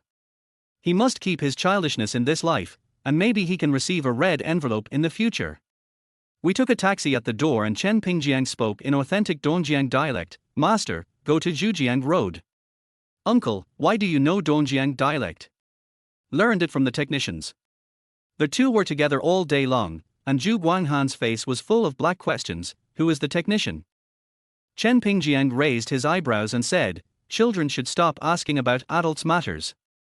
After a while, Chen Pingjiang and the taxi driver were having a heated bragging. He really wanted to find that stupid taxi driver back then and give him a good beating. Back then, he asked the taxi driver to lead the way to a shop for fun, but the taxi driver took him and his friends to a black shop near 1912. A cup of yogurt costs 88, a fruit plate costs 300, and a bottle of beer costs 100. The sisters don't know how to do anything, and they only know how to say, brother, I'm thirsty, can I order a drink? Brother, do you want some fruit? Two idiots were cheated out of 3,500 yuan. Although they found something wrong after ordering, all their wine had been opened. Can you still get a refund? Then he thought about the guy he had talked to online. They had a very lively chat and met offline in a bar. There was no one in the bar. The wine, which looked like a drink, was priced at 800 yuan. Chen Pingjiang drank it almost with tears in his eyes. These are the memories that the city of Dongjiang brings to Chen Pingjiang. There were really a lot of people passing by Zhujiang Pass in 2006, and most of the computers and mobile phones were bought here. In less than 20 minutes, Chen Pingjiang came back with two Nokia N73s, which were new models that were just launched this summer. The two phones cost less than 10,000 renminbi. Uncle, I have money. I'll give it to you. Zhu Guanghan had just received 20,000 yuan the day before yesterday. How could he still have the nerve to accept this phone? Chen Pingjiang waved his hand and said, keep the money for tuition and living expenses. Don't ask your mother for money this year. Zhu Guanghan's family conditions were quite poor. His mother suffered from cerebral palsy when she was a child and became disabled when she grew up and was unable to work. His father was an honest farmer who made a living by farming and had very little income throughout the year.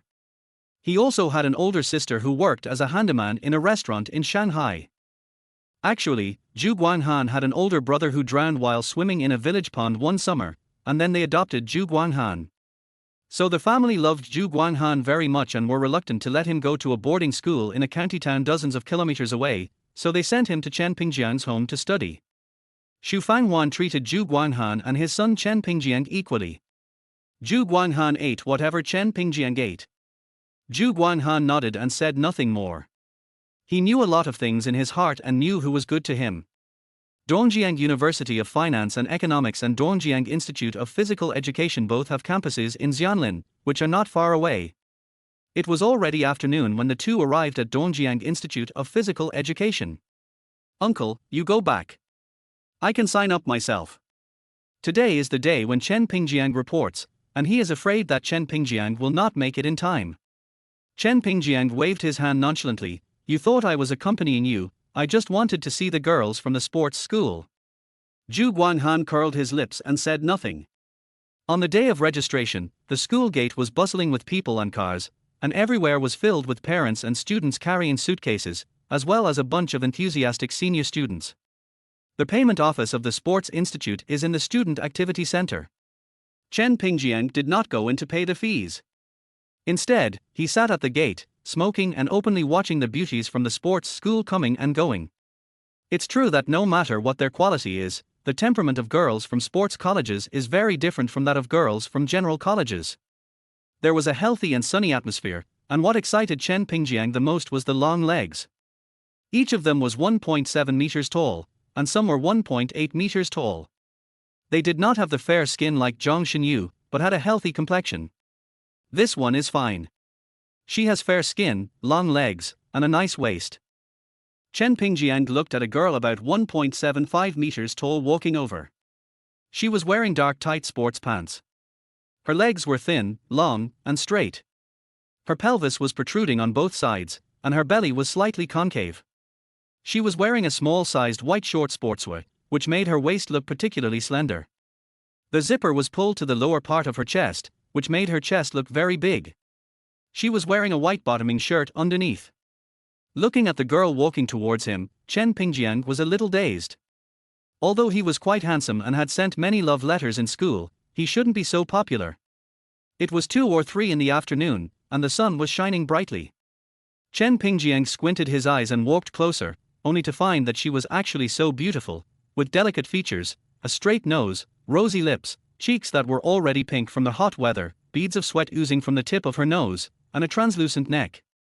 Chen Pingjiang has seen many beauties, but there are few beauties that make people feel comfortable at first glance.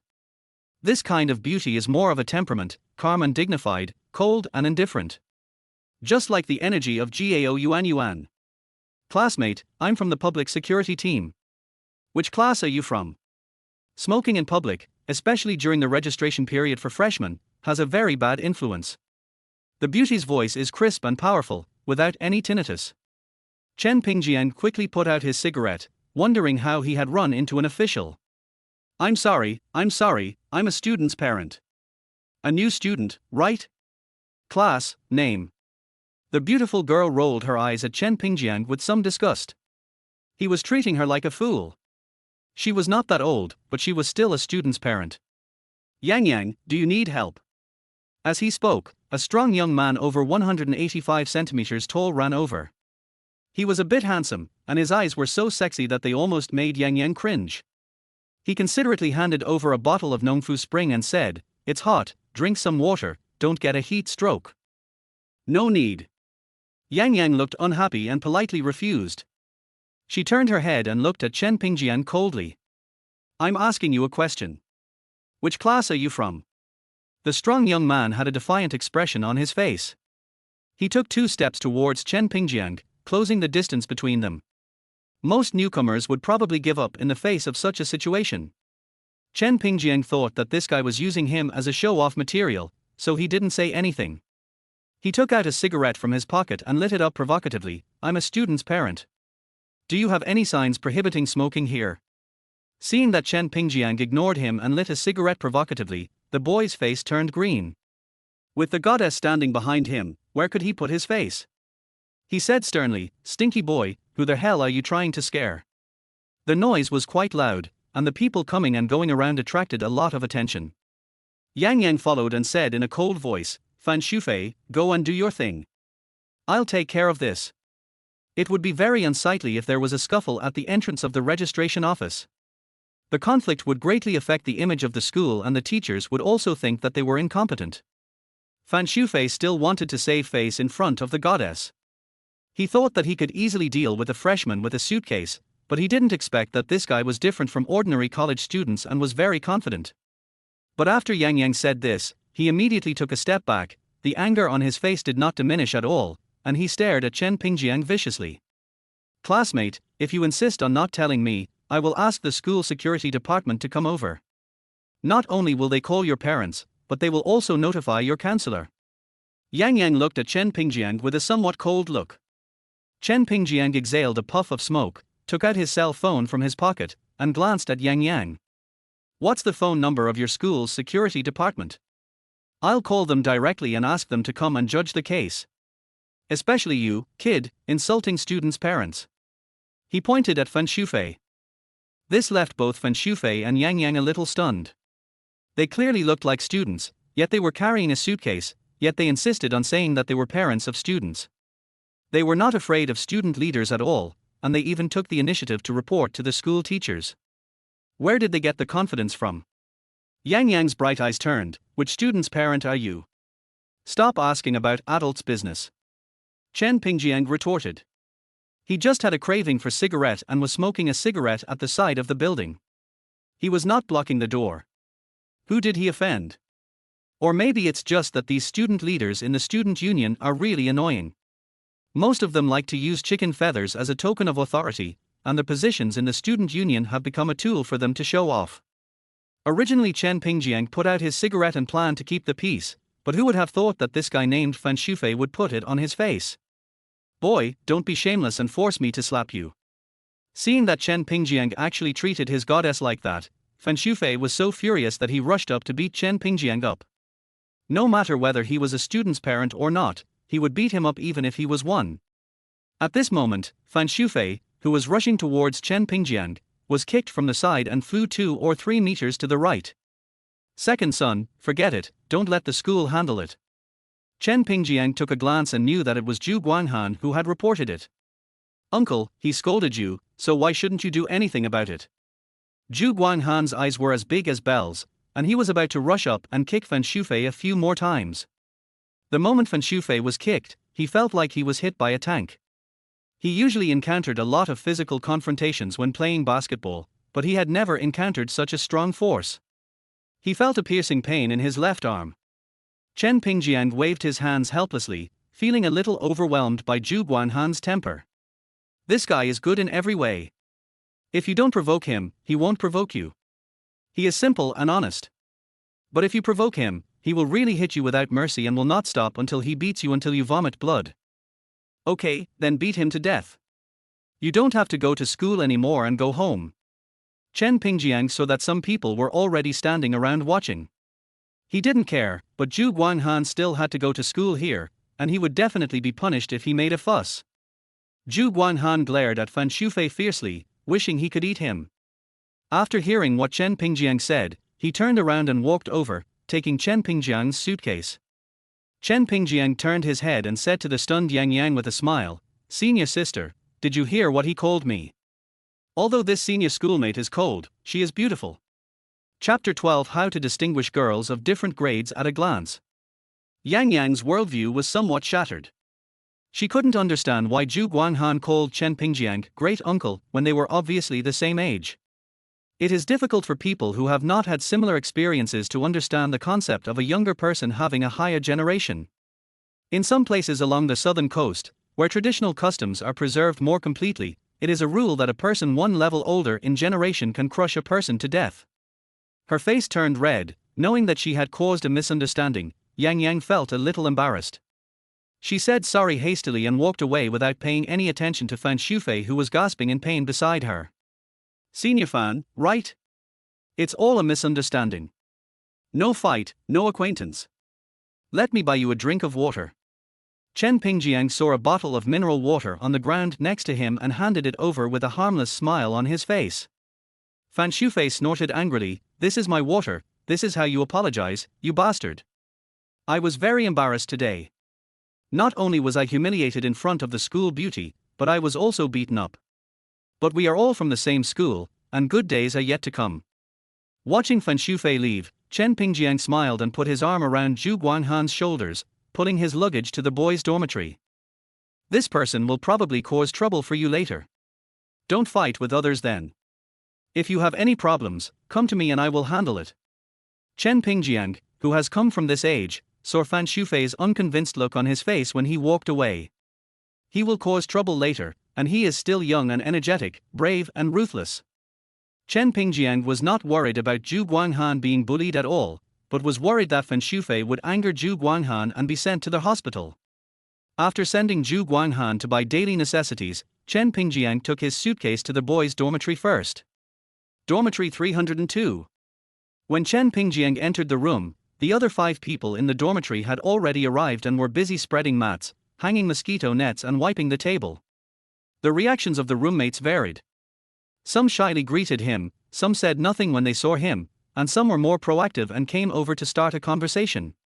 When Zhu Guanghan finished shopping and was carrying his things upstairs to the dormitory door, he heard a burst of laughter coming from inside. Chen Pingjiang's voice came, "The quality of the girls in the sports college is okay, but I think it's a little worse than the University of Finance next door. When you guys reported for duty, did you see a very pretty senior with a great body? You mean the one wearing a white sportswear and a ponytail? Yeah, you saw it too. I know she's very pretty. If there weren't a few seniors following her, I would have wanted to go up and ask for her QQ number. Just keep bragging, aren't you afraid of being beaten by the senior?" Don't be afraid of chicken feathers. 18 years later, you will be a hero again. I know the person you are talking about. He looks very familiar. This is Chen Pingjiang's voice. Really? Aren't you a freshman? That woman's name is Yang Yang. Based on my experience, her breasts are probably 36D. Damn, Brother Chen, you have a keen eye. That's right. I usually don't look at faces, I only look at body shapes. This girl does have a nice body shape. Zhu Guanghan stood outside the door and eavesdropped for a long time. Listening to his great-uncle's eloquent bragging inside, he suddenly grinned and admired him very much. He was very shy and didn't have this ability. When I pushed the door open, several people in the dormitory looked over. Who are you, classmate? The speaker was Hu Kai, a native of Dongjiang. He was quite good at dealing with people. At first, he regarded himself as a local and was a bit arrogant. However, Chen Pingjiang was known as a social tough guy, and he soon got these bad brothers to open up and gradually became familiar with each other. Some of them even affectionately called him Brother Chen. Zhu Guanghan touched his head, not knowing how to introduce himself for a moment. I'm from this dormitory. You've gone to the wrong place. Everyone in our dormitory is here, someone interrupted. Zhu Guanghan suddenly felt a sense of NTR in his heart. This is my own dormitory and my roommates, why do I feel like an outsider? Yes, this is my great-uncle. He accompanied me to register. Zhu Guanghan pointed at Chen Pingjiang. Suddenly, there was an exclamation in the dormitory. Damn, Brother Chen, you're so good at disguising yourself. What the hell, uncle? He's not a human being. He came in and lied to us. Zhu Guanghan was spreading mats and installing a mosquito net, while Chen Pingjiang was sitting on a chair and chatting with a few boys. Seeing Chen Pingjiang smoking in a cool way, several students were envious. Compared with students from ordinary colleges, sports students are more arrogant and tough, and Chen Pingjiang's personality is more to their liking. Before long they were talking about which movie number was better, where there were foot massage parlors in Dongjiang and how much they cost, and which one of 1912 was the most fun. Chen Pingjiang talked about everything, as if there was nothing he didn't know about eating, drinking and having fun. Hu Kai, who was standing beside him, gave him a thumbs up and said, Brother Chen, I'm a local, but you're not as familiar with me as you are. Take us to see it later. Okay, it's getting late, I have to report in. Chen Pingjiang put out his cigarette, threw it into the Coke bottle, and stood up. The University of Finance and Economics also reports on the 1st. Although it's okay to report one day late, it will be more troublesome to pay tuition fees. You're a freshman too. I thought you were a sophomore or junior. Chen Pingjiang smiled and blinked. Har har, I'm from the finance university next door, come and play with me later. Damn, Brother Chen, you're not even from our school. You didn't ask. It was already past 3 in the afternoon when Chen Pingjiang arrived at the University of Finance and Economics. He paid the tuition and walked towards the dormitory. There are many yellow, green and blue sunshade pavilions along the way, some from China Mobile M Zone, some from China Unicom CDMA, some selling bicycles and daily necessities. Jay Cho's song was playing on the speaker. In my territory. You have to listen to me. Harvest the music. Find happiness through hearing. In just 15 minutes journey, Chen Pingjiang was dazzled. He had to admit that the quality of the girls in the University of Finance and Economics was much higher than those in the sports college next door, and their clothing styles were more varied. There are more wolves than meat in science and engineering schools, but it is different in China University of Finance and Economics.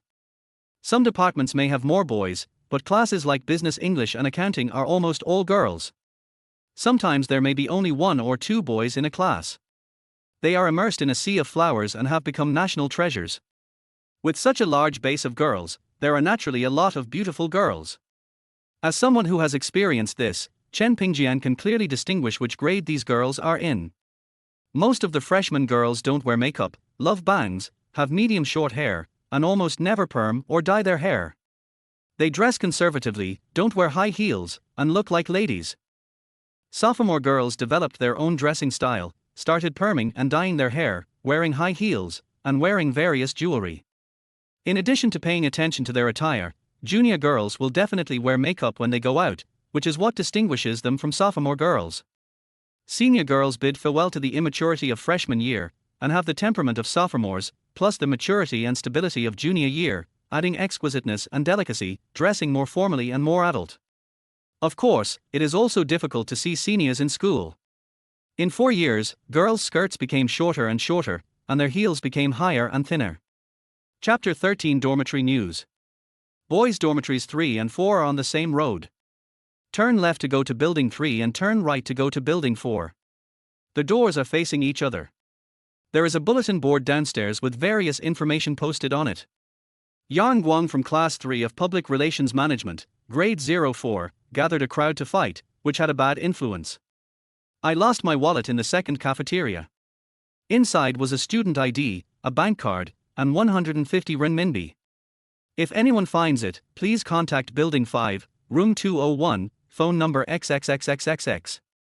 There will be a reward 100 renminbi. Lee, I love you.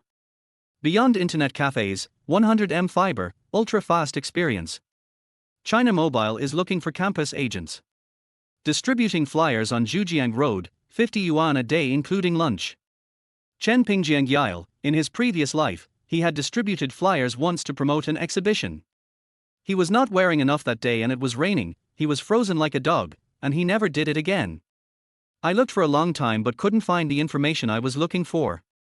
The military training will start in 2 days, and I won't have time to go out then, so I have to finish it in these 2 days. Dormitory 603. When Chen Pingjiang arrived, everyone else in the dormitory had finished cleaning. Some were playing with their phones, some were reading novels, and they quickly entered the life of college students. The dormitories at the University of Finance and Economics were all 6-person rooms, with a sleeping position upstairs and a desk downstairs. Chen Pingjiang was in the middle on the right, a pretty bad position. No matter which way he slept, he could inevitably smell other people's stinky feet at night. Of course, the worst bed was the one near the door. I had no idea how many times I had to close the door and lights during my 4 years at university. The dormitory phone was also on this bed. Seeing Chen Pingjiang walk in with a suitcase, several people looked over. Dude, you're here just now, awesome. I came here in the morning and walked around the Dongjiang River. Chen Pingjiang said with a smile. While several people were sizing up Chen Pingjiang was also observing them. Everyone introduced themselves, which was a very awkward part. The Haidong man sleeping in the bed on the right side next to the balcony is named Dong Tinghui and is the oldest. Wang Lei, from Shijiang, is tall and thin, wears glasses, is not good at talking, and has pimples and acne marks on his cheeks. He Siyu, from Anliu, is fair and short, with a childish look on his face and a shy smile. Zhao Xiaoyang, who comes from a good family, is dressed in brand name goods and has a string of Buddhist beads on his left wrist. He is a local. The last one, Wu Juan, has a middle-parted comb, and his skin is as dark as Zhu Guanghan S, from Shiguang. It was the first time for several older boys to go to school in such a far place and live in a dormitory. They were all a little reserved and couldn't let go. Zhao Xiaoyang claimed to be a local and had a sense of superiority in his words and deeds. The others were more or less unfamiliar, but thanks to Chen Pingjiang's social skills, the group quickly opened up. After a circle of cigarettes were passed around, except for the locals Zhao Xiaoyang and Dong Tinghui who took it immediately, the others were hesitant. They didn't want to take it but were afraid that others would think they were out of place. They wanted to take it but couldn't convince themselves to do so. It was only the first day of college, and they were already acting like bad kids. Chen Pingjiang didn't force it. It was really bad to encourage others to smoke. It's good not to smoke. I can't quit. Zhao Xiaoyang turned the filter tip around, looked up and asked Chen Pingjiang, "Where is this cigarette from? I've never smoked it before." Chen Pingjiang blew out 2 streams of smoke from his nose. "You've never smoked Furong Wang? You only smoke Furong Wang. You must be very successful." Zhao Xiaoyang's sense of superiority suddenly came up. "I usually only smoke Su cigarettes or Zhonghua cigarettes, and I have never smoked cigarettes of this grade." Chen Pingjiang laughed in silence, but he was not angry. He thought to himself that he was just a student after all, and he didn't think before speaking. "Get me 2 packs later. I've never smoked cigarettes that good." "No problem." Zhao Xiaoyang patted his chest, "I'll get it from my old man later." Halfway through his words, he saw Chen Pingjiang take out a newly bought Nokia N73 from his pocket, and he swallowed the rest of his words back. Of course, he knew the new mobile phones that had just been launched this summer, and they were not cheap. With such conditions, how could he not afford a pack of Zhonghua cigarettes? His face turned red unconsciously, and Zhao Xiaoyang couldn't help but respect Chen Pingjiang a little bit. He didn't have the childishness of a student at all, and his words and actions made people feel comfortable. Dong Tinghui was also a smart guy, and he quickly changed the subject. People in Xiangnan basically smoke this, it's pretty good, and not very strong. 3 heavy smokers were puffing away, while the other 3 were suffering from second-hand smoke. Many students in the 2000s smoked. Some didn't smoke in their freshman year, but were taught to smoke in their sophomore and junior years. Of course, there were also some dormitories where no one smoked. At 6 o'clock, Chen Pingjiang felt a little hungry, so he said, "Today is the first day we met, let's go out for a meal together to deepen our relationship." None of the flirtatious, repressed, or shy roommates objected, and on the first day of the dinner, probably 6 out of 10 dormitories were doing it. This is what college life should be like. It's the first time you're away from your parents and enjoy enough freedom. After everyone changed their clothes and went downstairs, it was already dark when they reached the school gate. Along the way, several boys stared with their eyes wide open. Even though Chen Pingjiang had experienced this once before, he still felt shocked. In the dim night, sisters and friends wearing beautiful clothes of various styles and colors walked together in 2s and 3s. Just looking at their figures was enough to make these young men excited. It was this kind of hazy beauty that they wanted. There are many cars worth more than 200,000 yuan parked on the roadside, with drinks and mineral water on the roofs. He used to be naive. Every afternoon at 5 o'clock or on weekends, he would always see a lot of such cars at the school gate, watching the girls get on the cars and leave. At that time, he naively thought that parents came to pick up their children. It was not until many years later that he realized the meaning of it. At first, I was unwilling to believe it, thinking that students from my alma mater would not do such things. It was not until I saw more and more that I realized that college students live well is not a joke. Opposite Xianlin University is a street of food stalls where students usually gather for dinner and entertainment, as well as internet cafes, billiard rooms, restaurants, and numerous small hotels. The best business around college students must be hotels, especially small hotels with high cost effectiveness. These days, a serving of fried rice costs $3, and a serving of minced meat and eggplant rice is only $5. Small hotels cost $40 or $51 a night, and many of them are converted from local residents with partitions, and the sound insulation quality is extremely poor. The sounds rose and fell throughout the night, one person sang and another took over, and strangely, no one felt awkward. Don't be disgusted, it's just the environment. If you don't come early at night or on weekends, you won't be able to grab a seat.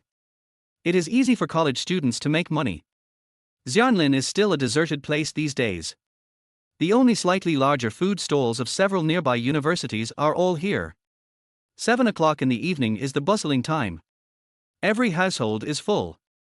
The bustling scene is simply unimaginable. At that time, there was only Line 1 in Dongjiang, and the southern extension line had not yet been built. Going north past Megaokiao, south past Andaman, and west to Machuan were all remote. As for Puku, even dogs didn't go there, so a round trip took a whole day.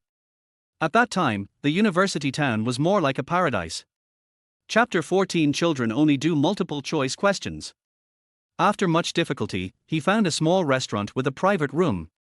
After entering the private room, Chen Pingjiang ordered a few dishes and called the waiter, "Give me a case of beer. I want to drink Coke."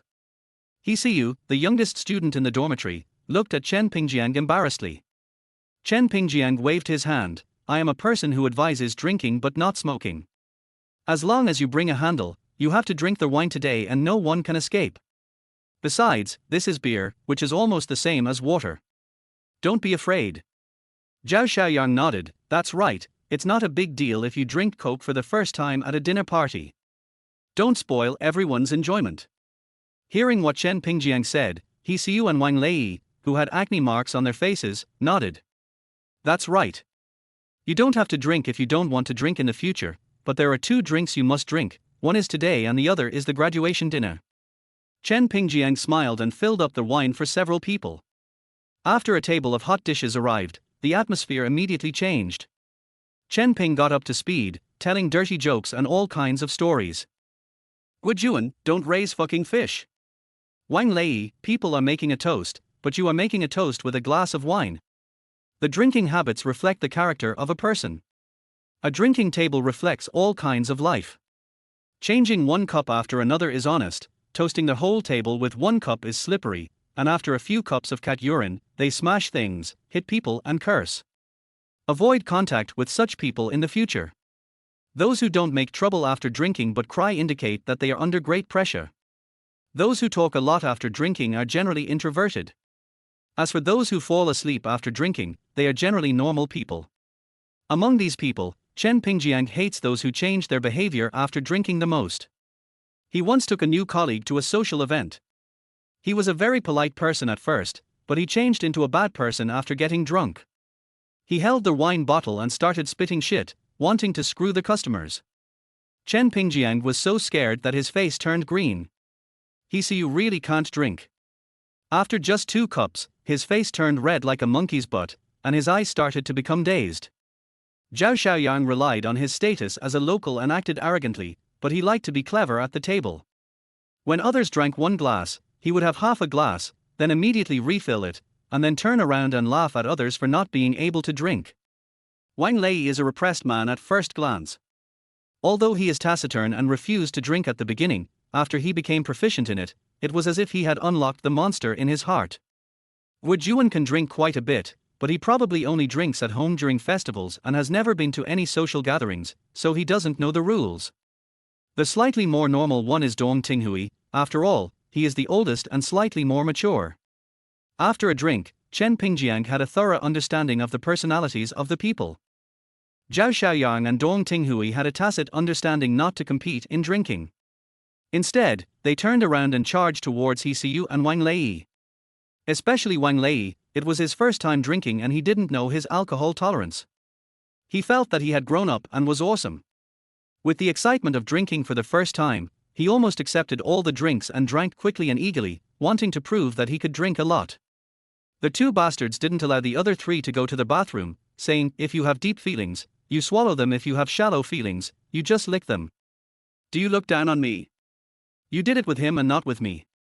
Soon, several chicks lined up to go to the toilet and perform the water dragon trick. Wang Lei, in particular, was in such a miserable state that he was drunk and fell asleep under the table. Chen Pingjiang directly started a 1v2 battle. If he wanted to get someone drunk, he had to make him drink quickly and not give him time to relax, let alone eat a dish or drink soup. As long as he had more hard power than the opponent had to lie down. "Come on, Xiaoyang. As a local, you are the most familiar with Dongjiang. Take care of the brothers in the future, and we will follow you." Okay, we are all brothers. Come on, let's drink. The glass is too small, let's just drink from the bottle. Zhao Xiaoyang was dumbfounded. This was a big bottle of beer, not the small bottle you get in the bar. But seeing that Chen Pingjiang had already raised his head and started drinking, he couldn't say no, so he gritted his teeth and started drinking. He stopped a few times when he couldn't finish it, and the smell of alcohol came out of his nose and mouth. After a long time, he finally finished it. After finishing another bottle, Zhao Xiaoyang couldn't hold on any longer. He opened his mouth and a stream of water sprayed out. Fortunately, it didn't hit anyone. Dong Tinghui, who was standing by, stared with his eyes wide open, saying it was too fierce and he was so guilty that he wanted to pee. Chen Pingjiang grabbed Dong Tinghui's arm and stopped him from leaving. Brother. You got us all drunk. Are you going to carry 5 people back to the dormitory by yourself?" After being told this by him, Chen Pingjiang thought about it and nodded. "Little Piaozai, put it on the account." Dong Tinghui also knew what Chen Pingjiang meant. Originally, the first day of school was a casual gathering with lots of drinking and bragging and chatting, but Goji got Zhao Xiaoyang and Dong Tinghui drunk and turned it into a farewell dinner, and knocked 2 of them down directly. Hsiu drank less, and although he felt a little dizzy, he could still walk on his own. Wang Lei and Gujuan were directly knocked unconscious. Zhao Xiaoyang was still alive, but his cerebellum was no longer working. Dong Tinghui supported Wang Lei, Hsiu was in charge of Gujuan, and Zhao Xiaoyang was assigned to Chen Pingjiang, but this idiot struggled to avoid Chen Pingjiang's support and started talking non-stop. I'm not drunk. Subtext, I'm fucking drunk. No, I'm not bragging. Subtext, I'm about to start bragging. We are all family. If there is any problem in the future. Implicit meaning, try not to bother me if there is any problem in the future. Brother, let me tell you, but you can't tell anyone else. Implicit meaning, brother, everyone who drinks with me knows this secret. The next morning, Chen Pingjiang woke up suddenly. When he saw that it was 7 o'clock, he hurriedly woke up his 5 sons. He was really a troublesome father. The washroom was full of people. After queuing up to brush their teeth and wash their faces, several people went to the nearest canteen to have breakfast together. There is a freshman meeting at 8 o'clock in the morning, and after that there is the first class meeting. It will probably be noon when everything is finished. The sun comes out early in the summer. When everyone came to the playground according to the signs, many students from class 4 of business administration had arrived. Boys and girls are gathered together in dormitories, with clear distinctions between them. A group of boys were looking around, not only at students in their own class, but also at students in the next class. The girls were not much better. Some of them were more blatant in their glances than the boys. That one is nice figure. Look over there, there's a handsome guy. The quality of the girls in business administration class 1 is pretty good, all above average. Chen Pingjiang thought of Yang Yang, whom he met at the sports institute that day. That was the ceiling. Several boys in the dormitory looked at her with shining eyes, and started arguing about it for some reason. Brother Chen, look at the 2 girls opposite and see who is prettier. Zhao Xiaoyang pointed at the 2 girls. He had just been arguing with Dong Tinghui for a long time. The girl Zhao Xiaoyang liked wore Korean makeup and a floral chiffon halter dress. Her collarbones were as white as jade, and her right-angled shoulders made her look more charming and elegant. She had an above-average appearance. The other one supported by Dong Tinghui didn't wear any makeup, but she was wearing a JK uniform, full of energy and youth. She was wearing a pair of black shiny leather shoes and she also tied a ribbon on her left thigh. The 2 argued endlessly and unanimously asked Chen Pingjiang to judge. After less than a day of getting along, they always felt that Chen Pingjiang's words were more authoritative. The noise attracted the attention of the boys in the class, as well as a small number of girls. They also noticed the 2 beauties in the class. Chen Pingjiang is not a fool. Why would he do something that requires him to choose between the 2 options? Wouldn't that offend people? Only children make multiple choice questions. I want both. Brother Chen, you are so shameless. Zhao Xiaoyang pouted. Dong Tinghui gave a thumbs up and said, Old Chen, you are awesome. Chen Pingjiang laughed, friendly reminder, try not to date classmates. Why? If you are in a relationship that is too close to each other, it is easy to be annoying. If you have a quarrel, the whole class will know about it. If you hang out together every day for a long time, the novelty will disappear. The most important thing is that it is inconvenient to look at handsome guys and beautiful girls with this follower. It feels restrictive. If we break up, it will be awkward to meet in class. Dong Tinghui was stunned when he heard this. It was good enough for a young man to have a girlfriend when he entered the school, how could he think of these things? Did you only date girls in your class when you were in high school? Otherwise, how could you be so experienced? Chen Pingjiang looked at the people around him in surprise, his expression exaggerated. No way, have you never been in love? Dong Tinghui's mouth twitched, and he thought to himself, brother, you've got nothing to talk about. Brother Chen, tell me which one you like. I want to avoid you, my strong rival. Chen Pingjiang is the only one in the dormitory who catches Zhao Xiaoyang's eye. He is proficient in eating, drinking and having fun, and he is so experienced in dealing with people that he doesn't seem like a student. Most importantly, he is very handsome. He doesn't dare to touch his whiskers. I'm not interested for now. Women will only slow down the speed at which I make money. Chen Pingjiang raised his chin proudly. Cut. It's a bit stiff. People around raised their middle fingers. Chen Pingjiang didn't care either, thinking that his music was too highbrow and no one would understand it. The success rate of falling in love during freshman year will not exceed 10%.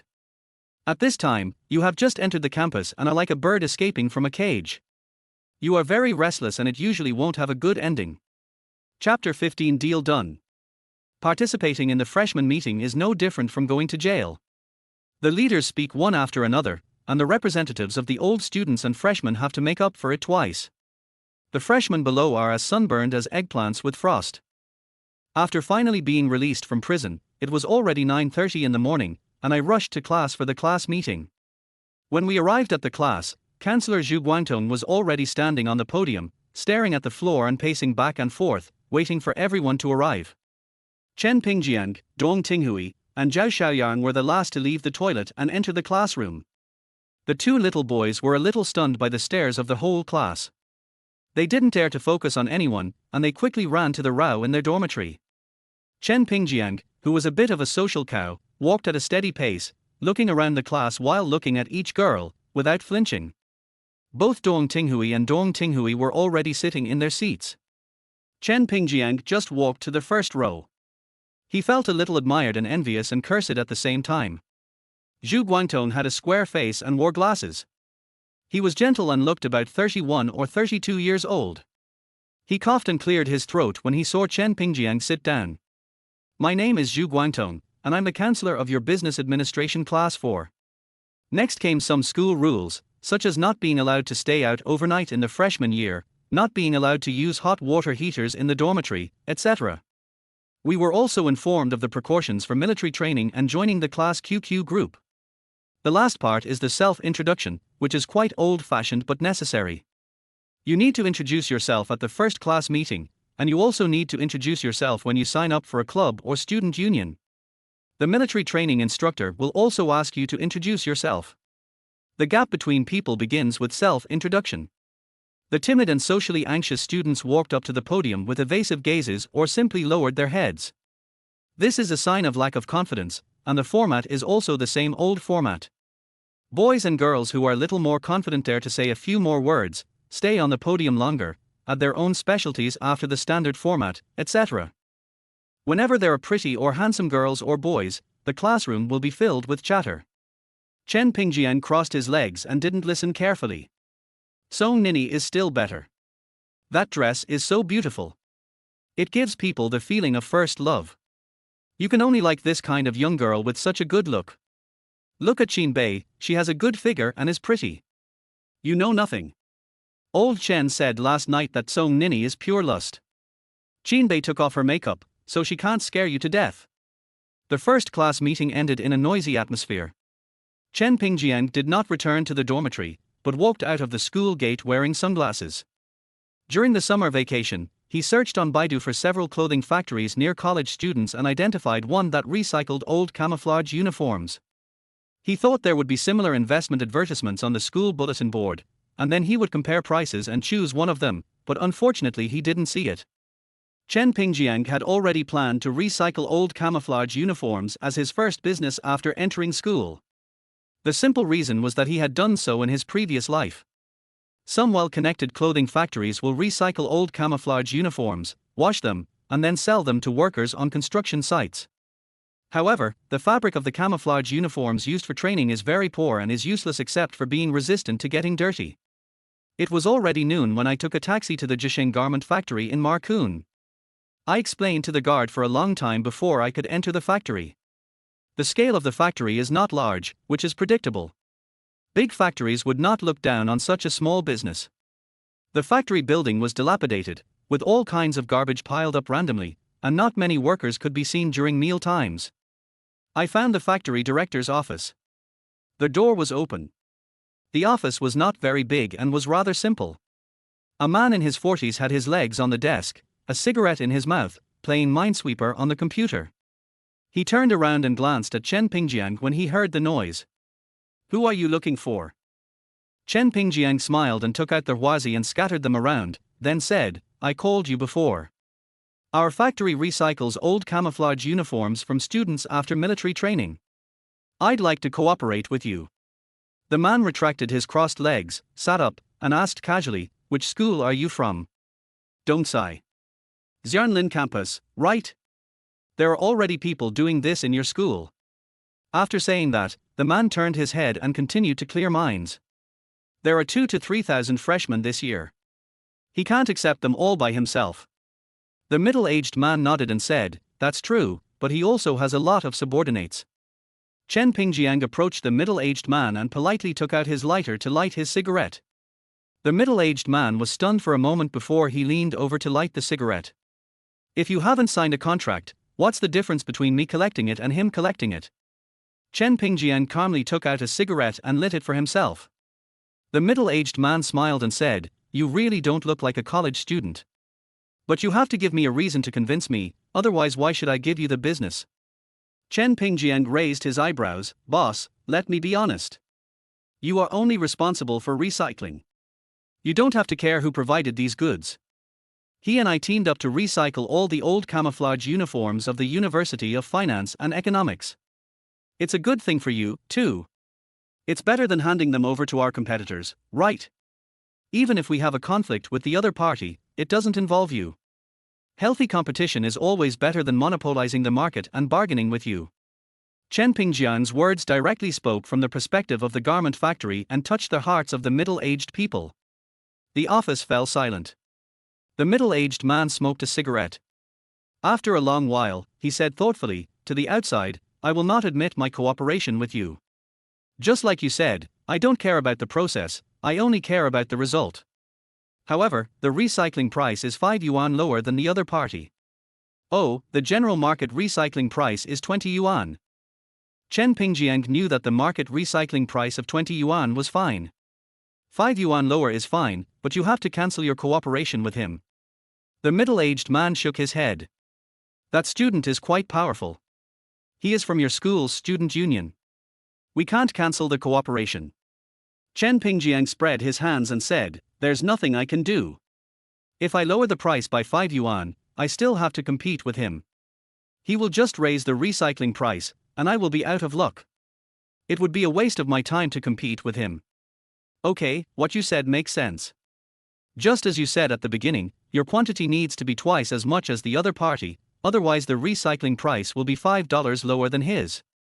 The middle-aged man slammed the hammer, finalizing the decision. Chen Pingjiang was very smart, and after thinking about it he understood why the other party suddenly gave in. This is an open conspiracy. If Chen Pingjiang only collected 1 or 200 sets, even if each set was 5 yuan cheaper, it would not be very meaningful. Instead of doing this, it would be better to agree to Chen Pingjiang's conditions, but set him a bet. In order to earn the extra 5 yuan, Chen Pingjiang would definitely work hard to recycle the old military training uniforms, but there were so many freshmen in the University of Finance and Economics, and the middle-aged man did not believe that Chen Pingjiang, who suddenly appeared, could recycle twice as many military training uniforms as the other party. If the amount fails to exceed the limit, the garment factory will make a small profit. Even if Chen Pingjiang completes the gambling agreement, the garment factory will not suffer any loss. 2 peaches kill 3 warriors. Chen Pingjiang shrugged. With the ticket to board the ship, the rest depends on each person's ability. He extended his right hand and said, "Happy cooperation." Chapter 16 Goodbye Yang Yang. After leaving the garment factory, Chen Pingjiang took a taxi directly to Dongjiang Sports College. Everyone in Zhu Guanghan's dormitory eats in the cafeteria. Chen Pingjiang was sitting there bragging to a few people in dormitory 302, while Zhu Guanghan ran to get Chen Pingjiang food. "These are all my favorite dishes. Let me come and see how the food tastes in your sports college cafeteria." Chen Pingjiang started eating with a laugh. Hu Kai and his friends learned about the relationship between Chen Pingjiang and Zhu Guanghan with great interest last night. At that time, they were thinking that Zhu Guanghan called Chen Pingjiang great uncle and that they were equals. Doesn't that mean?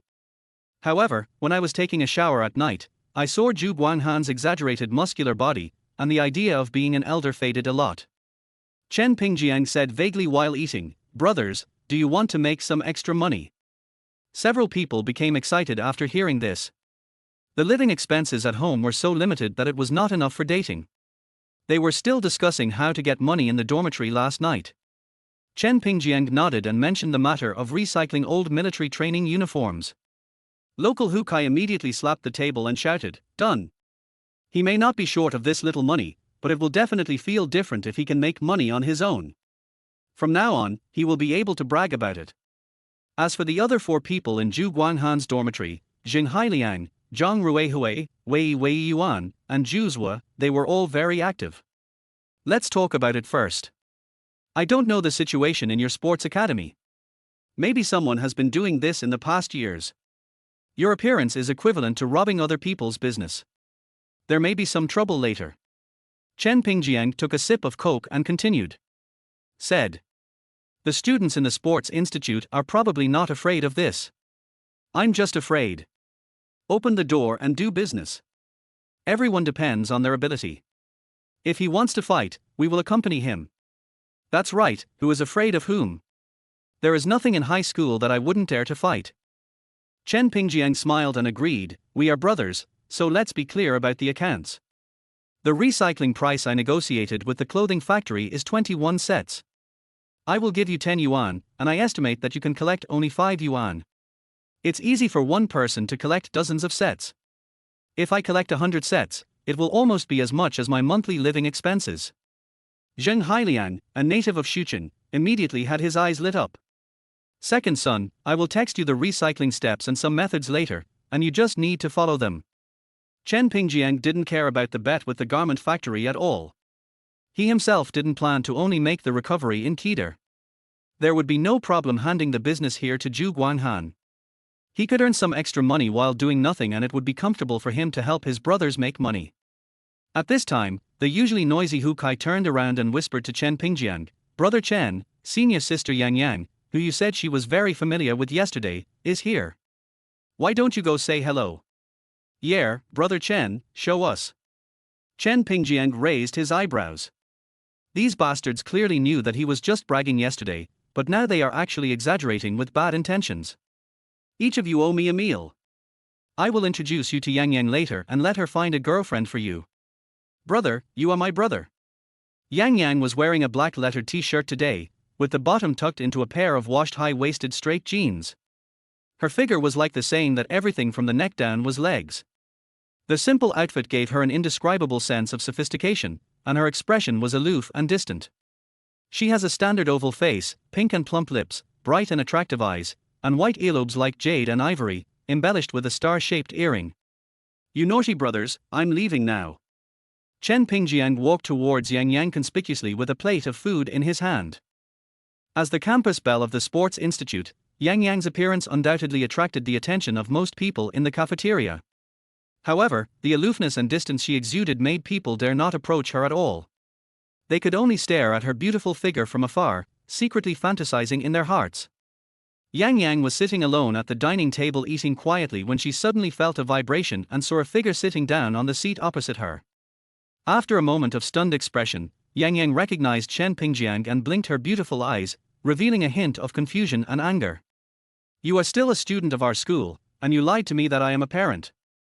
Chen Pingjiang looked at the beautiful face in front of him and gave a thumbs up in his heart.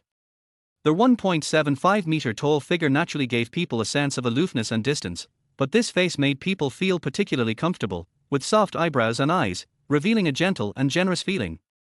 From the perspective of Chen Pingjiang, a veteran driver, there is no flaw to be found. Why would I lie to you? Here, my meal card. Chen Pingjiang took out the meal card of the University of Finance and Economics and waved it in front of Yang Yang.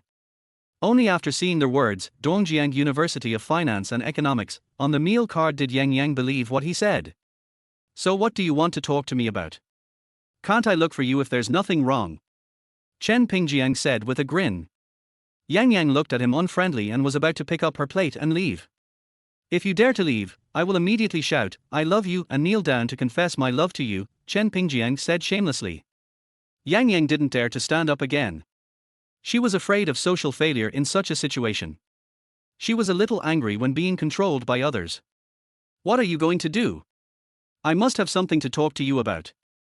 Do you still remember my junior? Chen Pingjiang said, pointing at Zhu Guanghan's table in the distance, motioning Yang Yang to look back. Yang Yang turned her head and saw several boys looking at her in surprise. After exchanging glances with her, the boys immediately lowered their heads in panic. Fuck, the goddess turned her head to look at us. I declare that Brother Chen is my idol from now on. They really know each other. Zhu Guanghan was also stunned, but he didn't make a fuss. After all, he was his great uncle. Brother Chen must have introduced us just now. Next time we go out, just say that I know the school beauty. First time seeing it with my own eyes, it's so damn beautiful. The young girls who had been panicking and lowering their heads when Yang Yang turned her head to look at them now turned around with excitement on their faces. It's not that they were infatuated, but the scene before them was just too shocking. Other people in the cafeteria were also shocked. As far as they could remember, Yang Yang had never eaten at the same table with other boys. After finishing his meal, Chen Pingjiang pushed his plate away, wiped his mouth slowly, and continued, "Whether it was intentional or not, Zhu Guanghan had a conflict with the boy next to you yesterday. I remember he is also a member of the student union, and he will definitely be targeted in the future. You are the person involved and you can't just ignore it." When she mentioned what happened yesterday, Yang Yang felt a little embarrassed, and the embarrassment of mistaking someone was written all over her face.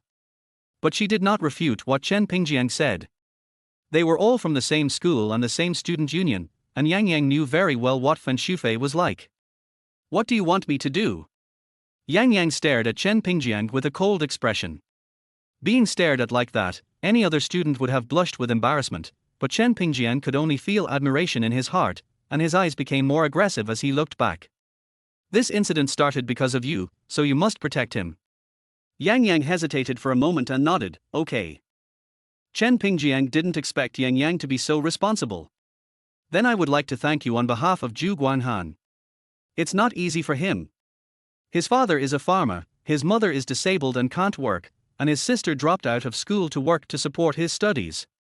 I don't know how much hardship he has suffered since he was a child." Chen Pingjiang directly started the sacrifice method. "As an elder, I plan to help him. After the military training is over, I want him to recycle the old military training uniforms that the students don't want, and use it as a part-time job to reduce the burden on the family. I also hope that you can help me if you are able. You don't want me to help them recycle their old military uniforms, do you?"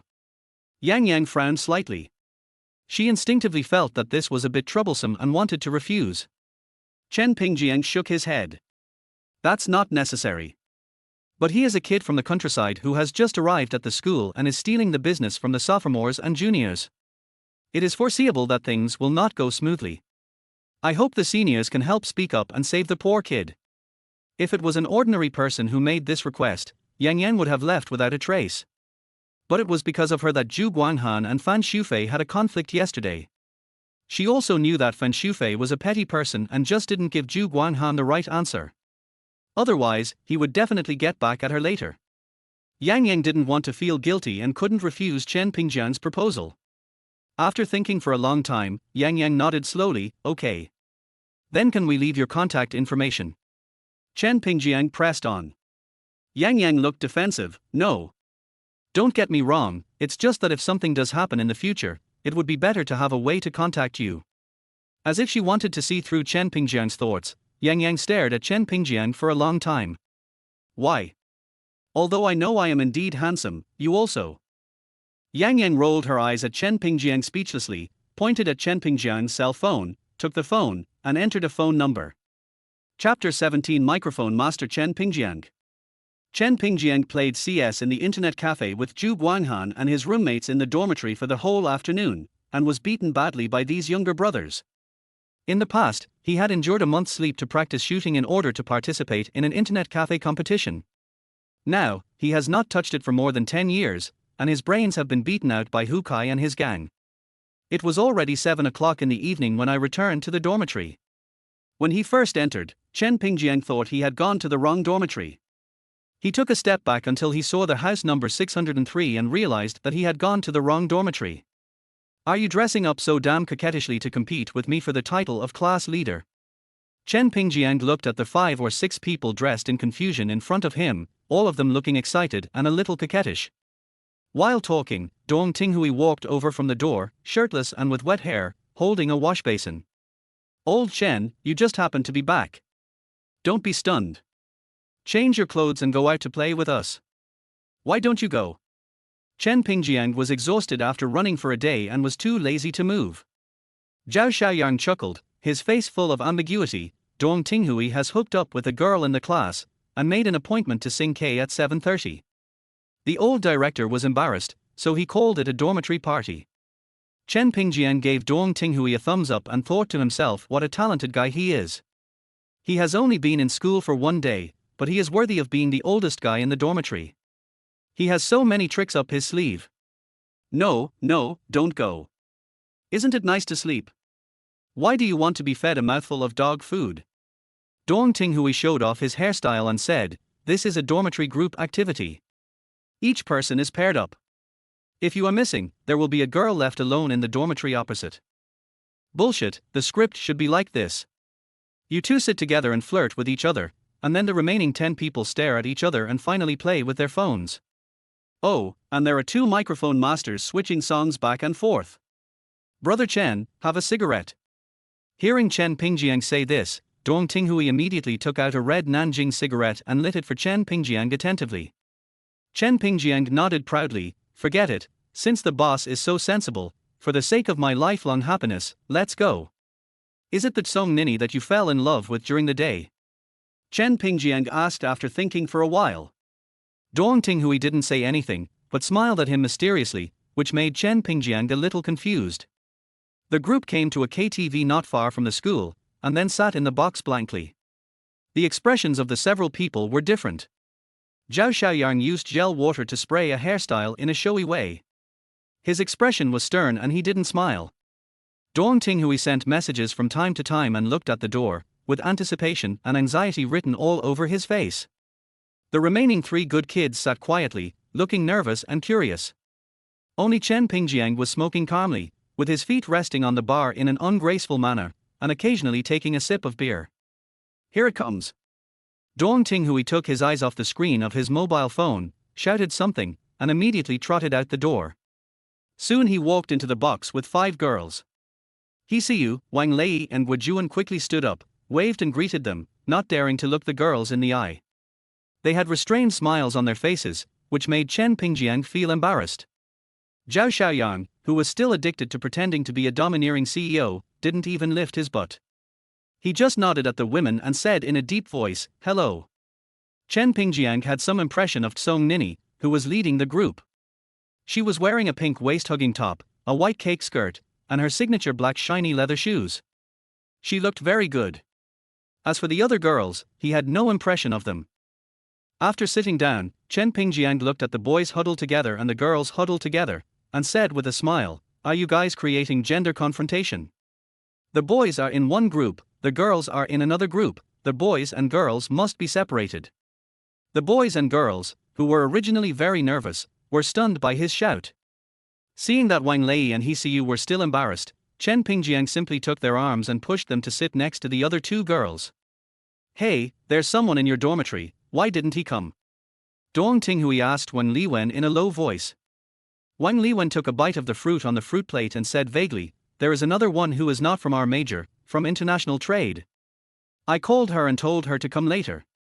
"Why are there people from different majors in your dormitory? Aren't all people in the same dormitory majoring in the same subject?" Wang Liwen shrugged. "I don't know either. It was probably randomly assigned. Maybe our class is short of 1 student, and their class has 1 more." Dong Tinghui nodded without hesitation. "Okay then, go and order some songs. The atmosphere is awkward." Chen Pingjiang looked around secretly and thought that this damn Dong Tinghui was quite experienced. He kept praising Song Nini during the day, making everyone think that he was pursuing Song Nini. Unexpectedly, he was dating Wang Liwen. Although Wang Liwen is not as pretty as Song Nini, she is also very pretty. Although Zhao Xiaoyang likes Qin Bei's type, when Song Nini sits next to him, for some reason he still can't let go of his domineering attitude, and his every move and gesture is indescribably cold. And what about Chen Pingjiang? A man sat at the song request booth, clicking and selecting 10 songs in a row. Looking at his results, he nodded with satisfaction. He is their boss in the KTV. As long as he opens his mouth, others can only listen silently. Wang Liwen turned her head in disbelief and asked, "Didn't you say that Chen Pingjiang fell in love with Song Nini? Why didn't he talk to her and just kept singing?" Dong Tinghui also looked at Chen Pingjiang speechlessly. He was so good at dealing with people usually, but why did he turn into a microphone tyrant when he got to the KTV? Several girls wanted to sing but were too embarrassed to go over and order songs. After they finally ordered a song, Chen Pingjiang quickly ordered a few more and pinned them all to the top. "I guess he is just a repressed and shy guy, trying to attract Song Nini with his singing. Dong Tinghui took a sip of wine to hide his nervousness. He wanted to ask Wen Li Wen out, but was afraid that Wen Li Wen would reject him, so he made an excuse that Chen Pingjiang had a crush on Song Nini and invited everyone in their dormitory to sing together. Now the people in the boys' dormitory thought that Dong Tinghui and Wen Li Wen were having an affair, but they were afraid that Wen Li Wen would not come out if they asked her out alone, so they used the name of a dormitory party to save the situation in a roundabout way. Everyone in the girls' dormitory thought that Chen Pingjiang was going to pursue Song Nini, and they all watched Chen Pingjiang's performance with an anti-smile on their faces, intending to strongly support this couple. Since childhood, Song Nini has always been very confident about her looks. When she was in high school, she had no idea how many boys had handed her love letters. What happened tonight? The man next to him acted like a cool and arrogant person, and spoke in a low voice. Chen Pingjiang, who wanted to pursue her, was concentrating on being the microphone master. In the afternoon, Wang Liwen told her that Chen Pingjiang, the most handsome boy in the class, wanted to invite her to sing. Song Nini was lost in the flattery of her sisters for a while. Is Chen Pingjiang the tall and handsome one? Nini is really amazing. She has captured the soul of our class hunk in no time. That's right, Qin Bei is totally incomparable to Nini, she's too coquettish and too wild. Song Nini shook her head, don't match me up with random people. I don't like Chen Pingjiang. If I want to date someone, I'd better find a rich second-generation guy. Otherwise, those boys don't even have the money to date themselves. Song Nini really enjoyed this kind of compliment. Her criteria for choosing a partner were money first, and appearance and figure were all second. She didn't think that a college student like Chen Pingjiang could have any money. The man who could be her boyfriend must be a rich second generation. But this did not prevent her from attending a party and getting to know Chen Pingjiang, which could greatly satisfy her vanity. Chapter 18, Lost My Love Forever, Everything is Ruined. Chen Pingjiang sang 7 or 8 songs in a row, and he stopped halfway through each song to continue with the next one. It took him a long time to get tired of singing. He sat down and planned to drink some wine to moisten his throat before continuing. At this time, a fresh fragrance hit her nose, and Song Nini took the initiative to move over. I don't really want to find a boyfriend in college, my studies are more important, sorry. Chen Pingjiang had a puzzled look on his face, thinking that this woman might have some serious illness. Zhao Xiaoyang, who was acting like a boss, was trying to attract Song Nini's attention. Just when he was preparing a cool opening remark to start a conversation with Song Nini, he saw Song Nini actually leaning towards Chen Pingjiang. She turned around awkwardly and took 2 gulps of wine. You're not bad either, and you're a little handsome. You'll meet a good girl of your dreams. Song Nini's tone was full of encouragement, and the pleasure in her heart was about to bring her to a climax. The class flower in your eyes is also my lover, but it's a pity that I don't like him.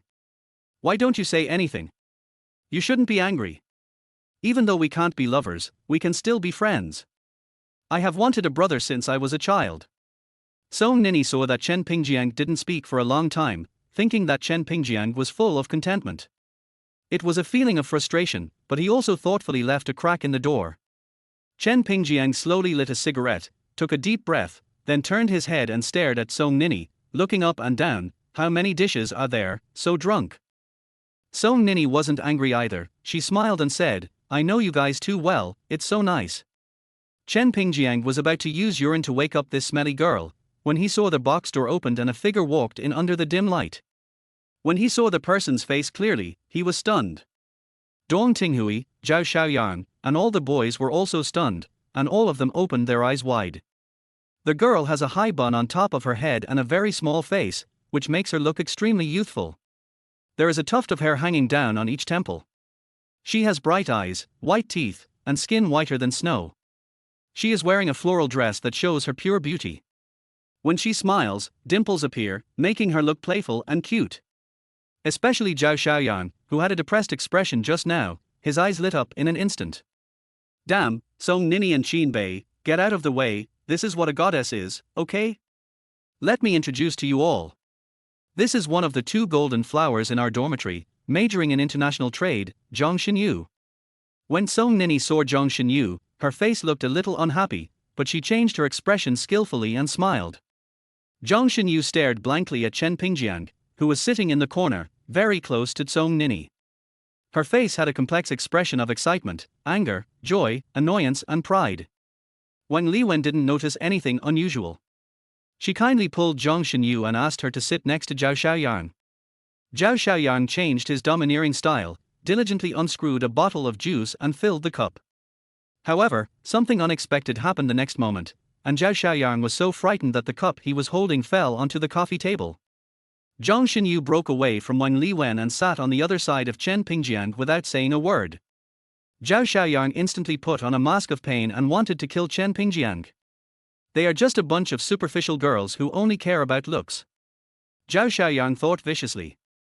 Chen Pingjiang watched Zhang Xinyu sit down beside him with his head dizzy.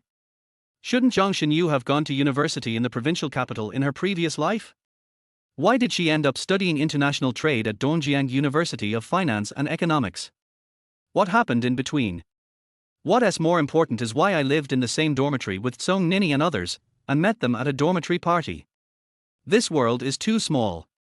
Dong Tinghui turned off the background music, walked to the TV with the microphone, and said, "Now that everyone is finally here, to celebrate the friendship between dormitories 603 and 405, I suggest that we have a drink together." Chen Pingjiang sneered and picked up the wine glass, staring at Dong Tinghui, which made him feel uneasy. Those inexplicable words that Song Nini said plus the appearance of Zhang Xinyu, any one of them was enough reason for Chen Pingjiang to chop him up. "Chen Pingjiang, let's sing a song together." Song Nini, contrary to her usual behavior, glanced at Zhang Xinyu intentionally or unintentionally while speaking. On the day of registration in the small dormitory 405, Song Nini was in a good mood until she met Zhang Xinyu, who was the last to register. Song Nini, who has always been very confident about her appearance, felt a little guilty in front of Zhang Xinyu. Whether it was her appearance, temperament or figure, she always felt that she was inferior in every aspect, but she was quite unconvinced, and she intentionally or unintentionally pulled together the other 5 classmates in the dormitory to isolate Zhang Xinyu. Zhang Xinyu was not in the dormitory this afternoon. Faced with the compliments of Wang Liwen and others, Song Nini was lost for a while. Now seeing Zhang Xinyu appear in front of her like a fairy, she felt ashamed and wanted to challenge herself, so she pulled Chen Pingjiang to sing. Whether men or women, the pursuit of an outstanding opposite sex is the best proof of one's own charm. Then let's break up kindly. Chen Pingjiang nodded, seeing through Song Nini's little thoughts at a glance. Dong Tinghui was just watching the fun. He thought Song Nini and Chen Pingjiang were making good progress. "Old Chen, why don't you change the song?" They broke up before the show even started. Chen Pingjiang ignored him and even glared at him fiercely. Only Zhang Xinyu heard the song title. Her shoulders trembled slightly, and her 2 little fists clenched tightly. "Are you so surprised that you can't speak?" "Yes, I mean, do you want to break up? Why would it bite you back? Do you know?" After Song Nini finished singing the female part, she looked back at Chen Pingjiang, but saw that he didn't even have a microphone in his hand. Just as she was wondering, she heard a clear and pleasant singing voice. "Maybe I should be distracted and stop talking. Is this the retribution I deserve for being abandoned?" Song Nini didn't understand what was going on, and everyone else was also confused. Chen Pingjiang also felt uncomfortable hearing this, so he deliberately played the song "Good Intentions to Break Up" to hint to Zhang Xinyu that they had broken up. "But I didn't expect that the lyrics sung by the boy had this meaning. The more you listen, the less it tastes." The relationship between him and Zhang Xinyu is far from the standard configuration of a melodramatic rebirth novel with a third party interfering or the school beauty hanging out with me. It's just that his perspective on people is from several years later. In that timeline, the two of them had no intersection, and the grey avatars in their QQ friends list proved that they had known each other before. It was just a young love affair. Even Chen Pingjiang didn't think it was love. Perhaps it was just the self-indulgent thoughts caused by the academic pressure in the 3rd year of high school and the vague liking for the opposite sex. After all, they had never slept together, and they had never loved passionately. For Chen Pingjiang, who has dated so many women that he couldn't even count them if his fingers and toes were put together, this story was too bland. I would like to ask, which 34-year-old person can still remember those brief and youthful memories in high school, so that he or she still has deep love for him or her? 10 years later, one may feel reluctant to see the unforgettable love again, but most people can deal with it calmly. What's more, what about the naive memories we have at an age when we didn't even know what love is? Chen Pingjiang's 20-year-old body is replaced by the soul and memory of a 40-year-old, which makes him have the 7 times a night of a young man and the charm and mind of an old man. He is free and not bound by women. I was reborn to make money. I'm really not interested in romance, Chen Pingjiang thought angrily. Come here, I have something to ask you. After thinking for a while, Chen Pingjiang domineeringly grabbed Zhang Xinyue's delicate white wrist and walked out of the box. Zhang Xinyu pouted but did not refuse. She was pulled out of the box with a proud but obedient expression. The music stopped and there was a moment of silence in the box. Song Nini, Zhao Xiaoyang and others were all stunned and didn't react for a long time. They know each other. Well, it seems that the relationship is not ordinary. Zhao Xiaoyang took out his phone with trembling shoulders and changed his QQ signature to "I have lost my love forever, and everything I see is ruined." Chapter 19 Dormitory 403, The Most Attractive Person. Chen Pingjiang dragged Zhang Xinyu out of the KTV, and the two formed a V shape. Zhang Xinyu, who followed behind, pouted with an angry look, but there was a strange look in her eyes. "Why are you in Dongcai?" Chen Pingjiang asked after finding a secluded place. "Hey, who are you and why did you bring me here?" Zhang Xinyu snorted coldly, crossed her arms across her chest, and had a stern face. Chen Pingjiang was so confused. He just wanted to make money, but how could he end up being caught up in a romantic relationship? Adjusting his mentality, Chen Pingjiang took a deep breath and threatened, "If you don't tell me, then don't tell me again in the future. We will pretend that we have never met. You haven't seen her before, so you haven't seen her before. Anyway, you just pretended not to know me when I was so close to the beautiful girl." Zhang Xinyu didn't buy it at all. Her little face looked aggrieved, her eyes were red, and her little pearl was about to fall. Chen Pingjiang looked at Zhang Xinyu meaningfully, and walked away without saying a word. "Little girl, I have seen countless women, so how can I not be able to deal with a little girl like you? At this time, you must not admit defeat. If you give in once, you will be a coward for life. If you don't take the step, you will continue to argue. Whoever gives in first will be a dog. This bottom line must be raised to the height of Mount Everest, so that she will not dare to throw a tantrum in front of you in the future. Of course, you have to have some idea of your own strength, otherwise it is very easy to fail and become a stranger in the blink of an eye." "Chen Pingjiang, you bastard." Just when Chen Pingjiang's figure was about to disappear, Zhang Xinyu panicked. Thinking of all the grievances she had suffered along the way and being excluded in the dormitory, tears fell like beads from a broken string. At this moment, Zhang Xinyu felt that Chen Pingjiang's departure was a farewell forever. Perhaps, all my efforts are in vain, and he will only cherish it less. Zhang Xinyu squatted on the side of the road with her head buried, but one could still see her body trembling and sobbing beneath her elegant curves. Sometimes crying, sometimes laughing, both eyes firing cannons. Just then Chen Pingjiang's joking voice came with an authentic Shanghai accent. Zhang Xinyu felt a warmth spread to the palm of her hand. Although she buried her head, she could still feel that it was a tissue.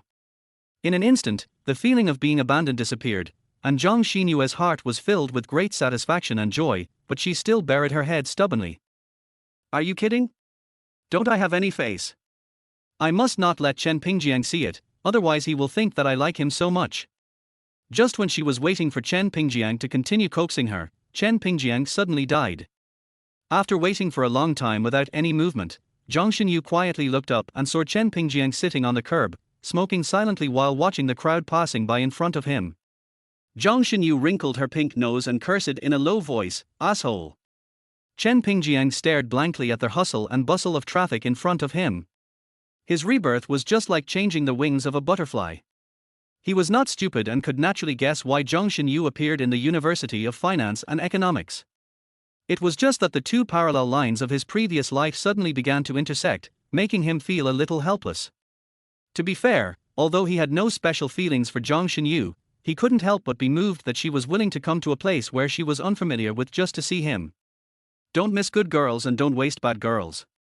Who knows whether it is, this love can conquer mountains and seas, but it can flatten them all, or love rises with the wind, but it is hard to calm down when the wind stops, and regret is always regret. Chen Pingjiang felt that he could neither ignore Zhang Xinyue's determination to fight for love nor tear down the flag he had planted with his own hands, so wouldn't it be nice to be her brother? Thinking of this, Chen Pingjiang nodded with satisfaction and put out his cigarette. You stand on the bridge to enjoy the scenery, and the people who are enjoying the scenery are looking at you from upstairs. Chen Pingjiang was staring at the busy traffic in a trance, while Zhang Xinyu was also staring at Chen Pingjiang's agile back in a trance. The saying that a woman always stays with a man who makes her cry, while a man stays with a woman who makes him laugh is the most true portrayal. Chen Pingjiang manipulated my sister's emotions up and down all the time and controlled her completely. She lost from the beginning. Are you done crying? Chen Pingjiang's voice came from afar, scaring Zhang Xinyu so much that she panicked and lowered her head like a hedgehog. Younger sister. Zhang Xinyu. Go back to the dormitory. We still have military training tomorrow. Who are you calling sister? Zhang Xinyu reluctantly raised her head, frowning and looking left and right. You. Chen Pingjiang smiled. You're crazy, who wants to be your sister? Zhang Xinyu turned her arrogant face away. Chen Pingjiang shrugged and didn't care. I'm warning you not to be disrespectful. There are many people who want to be my sister. Hey, you're so shameless. There are so many people who want to be my brother, and you are one of them. The thunder in Zhang Xinyu was vividly displayed, with a look of disgust on her face. Chen Pingjiang, then shall I leave? At the same time, everyone in the KTV box fell into a longer silence after a short silence. Who has their heart to sing now? The fire of gossip is burning in their heart. Zhao Xiaoyang was immersed in the world of losing his love and couldn't extricate himself. Song Nini was formulating a strategic plan to capture Chen Pingjiang. The man you like is my liquor. Just thinking about it made Song Nini clamp her legs together in excitement. Ahem. Dong Tinghui, who was organizing the party, coughed twice. How about we stop here today? Wang Liwen hesitated for a moment and said, should we call and ask if they are coming back? It would be so embarrassing if they come back and we are gone. I don't think I will come back. Maybe I won't even go back to the dormitory at night. Dong Tinghui analyzed reasonably. Wow, this sentence immediately ignited the atmosphere in the box. Wow, so fast. Are you stupid, Ting? It's obvious that Chen Pingjiang and Zhang Xinyu know each other. The girl named Yu Ting looked confused, then realized belatedly and said, how did you figure that out? I was busy eating fruit and didn't pay attention. When Zhang Xinyu came in, Wen pulled her to sit next to Zhao Xiaoyang, but Zhang Xinyu sat down next to Chen Pingjiang instead. Yu Ting disagreed and said casually, what's the big deal? Chen Pingjiang is obviously the most handsome. Maybe he doesn't like Zhao Xiaoyang. Zhao Xiaoyang was completely confused, thinking to himself, I've already lost my love, and now I'm going to be stabbed in the back by you guys. But he couldn't refute it and his face turned green with anger. It took Yu Ting a while to realize that she had said the wrong thing. She stuck out her tongue awkwardly and said to Zhao Xiaoyang, I'm sorry, don't take it personally. It was originally a duet between Chen Pingjiang and Nini, and Zhang Xinyu grabbed the microphone. What do you say? Yu Ting, maybe. Zhang Xinyu is also a microphone bully. The speaker may not mean it, but the listener may take it seriously. Song Nini's face became more and more ugly. Zhang Lu, who looked average, looked at the sulking Song Nini, thought for a moment, took out her phone and sent a message to their sisters, Go, group, so, Chen Pingjiang's crush on Song Nini is fake, right? There is no Song Nini in this group, nor is there Zhang Xinyu from another class. Wang Liwen, I don't think so either. Yu Ting continued to be heartless and outspoken. If I were a man, I would also like Xinyu, she is pretty and playful, and she is the most beautiful girl in dormitory 403. Chapter 20, Boys and Girls Dormitory Night Talk.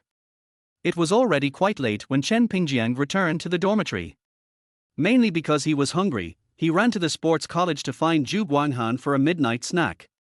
As soon as he opened the door, several roommates who were playing games, reading novels on their phones, and picking their feet came over with stools. When Chen Pingjiang saw Wang Lei put his hand to the tip of his nose to smell it after picking off his feet, he almost vomited out the grilled oysters he had just eaten. I think you are Tiger. Wang Lei didn't take it seriously and smiled shyly. This guy was the one Chen Pingjiang misjudged the most. On the day he checked in, he looked honest and honest. Even though his face was full of acne, he probably had adapted to the new environment in just one day, and his true colors were revealed. I couldn't help myself from being addicted to novels. I crawled into bed without taking a shower last night and lived in my own world. Old Chen, please be lenient if you confess. Hurry up and tell me what's going on between you and that Zhang Xinyu. Dong Tinghui came over gossiping, looking like he was interrogating. The remaining few people were his helpers. Chen Pingjiang looked at the three-court trial in front of him and wanted to laugh, but he said perfunctorily, "High school classmates. Everyone looked as if they would never believe you, but they were actually extremely envious. Although Qin Bei and Song Nini in my class are also good, they are not on the same level as Zhang Xinyu. Just classmates." This was asked by Zhao Xiaoyang, and his tone was raised several degrees. At this time, Zhao Xiaoyang seemed to come to life. If he was really an ordinary classmate, then wouldn't he still have a chance? "Brother Chen, this is what you said, so I will chase you then. Go ahead and chase me. I promise I won't kill you. TSK, you still say it doesn't matter." Zhao Xiaoyang was unhappy, but he knew how to handle the seriousness of the matter. How come no girl is interested in such a loyal and good man like him? It just doesn't matter. Chen Pingjiang was very stubborn. Of course, he was not wrong. He and Zhang Xinyu were indeed classmates now. As for their previous relationship, why should he talk about it? He didn't need to gain the admiration of people around him through this matter. That was something only children would do. Although I don't know who the campus belle is, I feel that she's probably someone like Zhang Xinyu at most. Old Chen, why don't you seize such a good resource? If I were you in high school, I would have gotten her. Dong Tinghui said. Chen Pingjiang lied without thinking, "I am a straight man, okay? In high school, I only cared about studying, and in college, I only cared about making money. Besides, I think Zhang Xinyu is just average looking." After hearing this, the group of people looked at each other, their eyes wide open. It seemed like he was just bragging, but Chen Pingjiang didn't look serious. If a liar can fool himself, it won't be difficult for him to fool others. Dong Tinghui chuckled and raised his middle finger towards Chen Pingjiang. "Zhang Xinyu is just an ordinary person, right?" Chen Pingjiang took over the role and asked, "How is the progress between you and Wang Liwen? You are a very secretive person. You praised Qin Bei in the daytime, but you are actually hiding your true intentions." Dong Tinghui felt a little guilty. Qin Bei has to be able to look up to me. I know my own worth very well. Wang Liwen is not bad and we can chat well. If we don't act quickly, it will be a big loss if those sophomores and juniors get ahead of us. The strategy is correct, but don't use me as an excuse now. Chen Pingjiang cursed. "Godfather, I'm wrong. Let me light a cigarette for you." Dong Tinghui was very thick-skinned and quickly took out a cigarette and lit it for Chen Pingjiang. Chen Pingjiang, who was in high spirits, began to give Jiang Shan some advice. "Xiaoyang, you sat with a girl at night, acting like a big shot, playing it cool, aren't you stupid? Do you think you are me, so handsome? And you?" Chen Pingjiang pointed at Guojuan. "You licked that Jiu Linling, served her tea and water, and helped her order songs. It was really warm. But it's useless. Remember what I said, warm men come after dogs. You, Wang Lei, don't even take a shower in the hot summer, and you smell like shit. Didn't you see that the girl is avoiding you? As for you..." Chen Pingjiang turned his gaze to Hsiu, thought for a moment and said, "You are still a child, just focus on your studies." I had just attended my first dormitory party in my life, and I was very excited. Several people started chattering. Which girl is the prettiest, which girl is cuter, which girl has a better figure? Chen Pingjiang really didn't like talking about this with his brothers, but if he didn't, he would seem unsociable. 18 and 19-year-old men's minds are really full of women. He also went through that age, so he especially understands it. The boys' dormitory is talking about women, so what else can the girls' dormitory talk about? Of course, it's about men. Although men were not mentioned at the beginning, there would definitely be topics about boys in the middle. Wang Liwen has a likable personality, is tactful and can get along well with several girls. She is popular with people. Xinyu, do you have a special relationship with Chen Pingjiang from our class? After taking a shower and lying on her fragrant bed, Zhang Xinyu thought of how abominable Chen Pingjiang was. He had just slipped away at night. He was not a gentleman at all. It seemed more like he didn't like her. She was immediately furious. He was an unusual ghost. He chased me in high school, but I didn't like him. He was a scoundrel. Yu Tingting, who was the most outspoken and quick to react, was the first to voice a different opinion.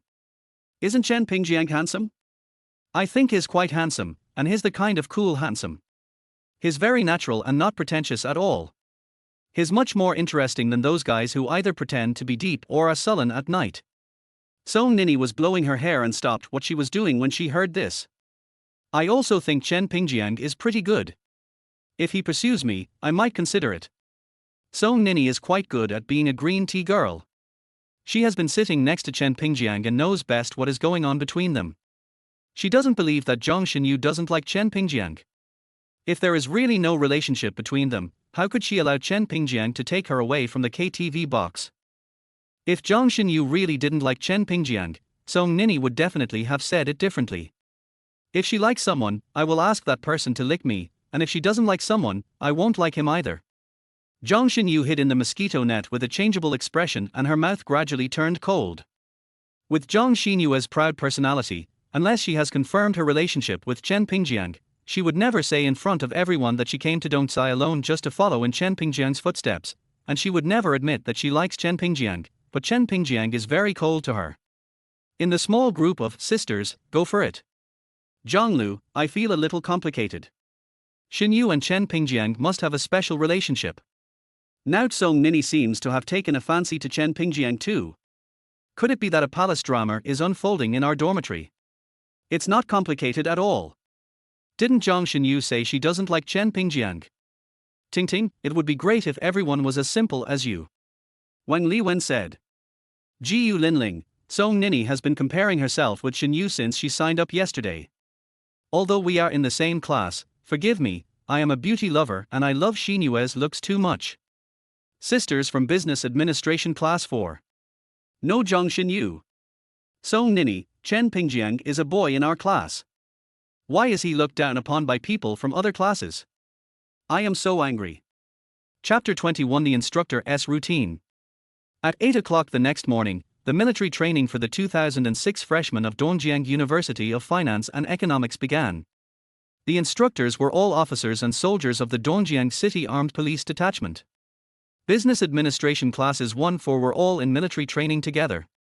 Zhao Xiaoyang and the others stretched their eyes wide and looked around, but it was a pity that the girls were all wearing baggy military training uniforms and hats, so the fairies could not be seen.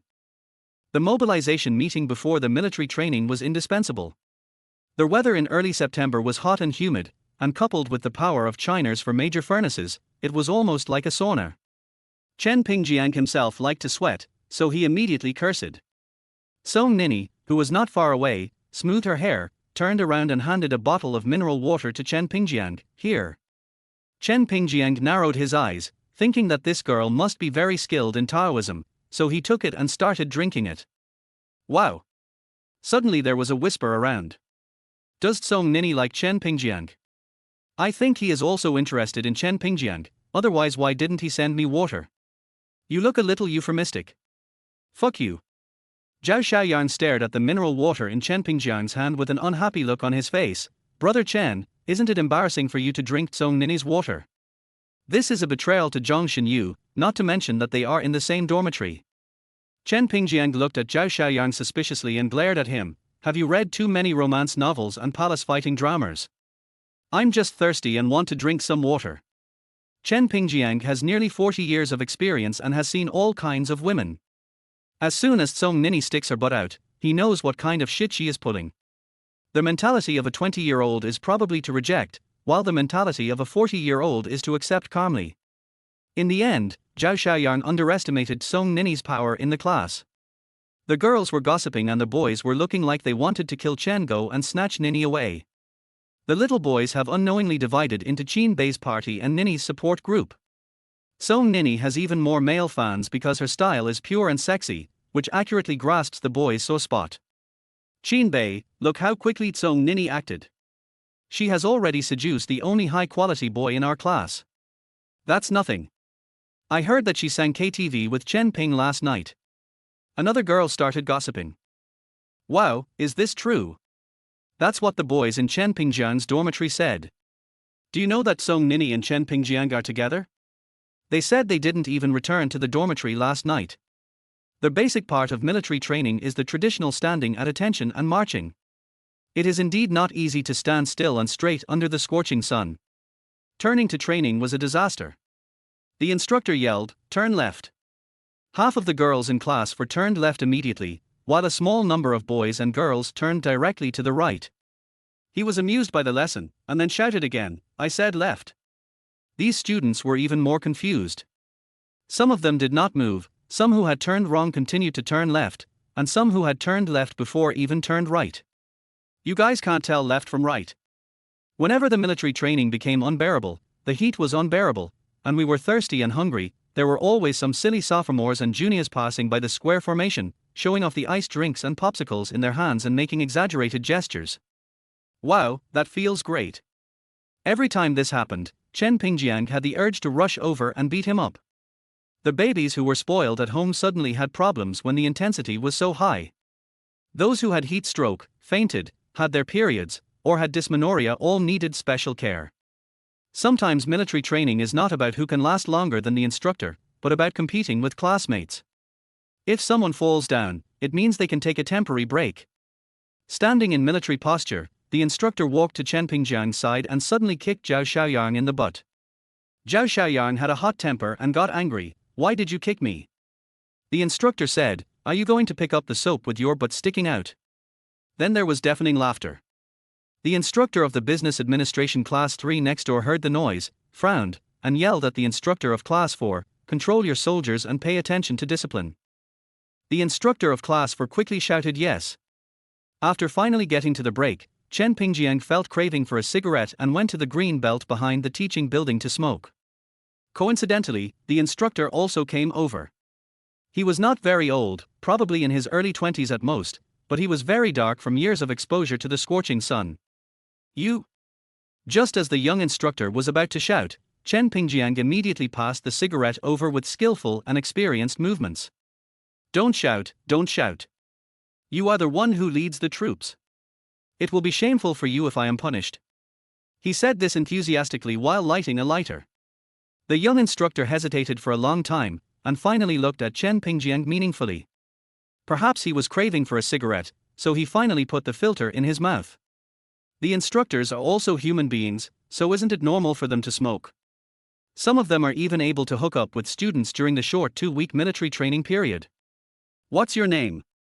The young instructor glanced at Chen Pingjiang, as if he wanted to remember his appearance. Chen Pingjiang, the most handsome boy in the 4th class of business administration. Chen Pingjiang left a smile that he thought was the most handsome. Zhao Xiaoyang was probably born in the year of the dog, and his dog nose was very sharp. He followed the smell of cigarettes and ran over. "Brother Chen, you are so damn unreasonable. You smoke without calling me. Hurry up and have one." After getting closer, Zhao Xiaoyang saw the little instructor squatting beside Chen Pingjiang. He was stunned and wanted to run away. "Well, what are you afraid of? It's rest time now." Zhao Xiaoyang thought about it and realized that it was right. The instructors were all smoking together and they were still scared. Immediately he started to smoke. After lining up again, the little instructor stared at the whole class for a while, feeling that the atmosphere was in place, and suddenly shouted, "Chen Pingjiang. Here."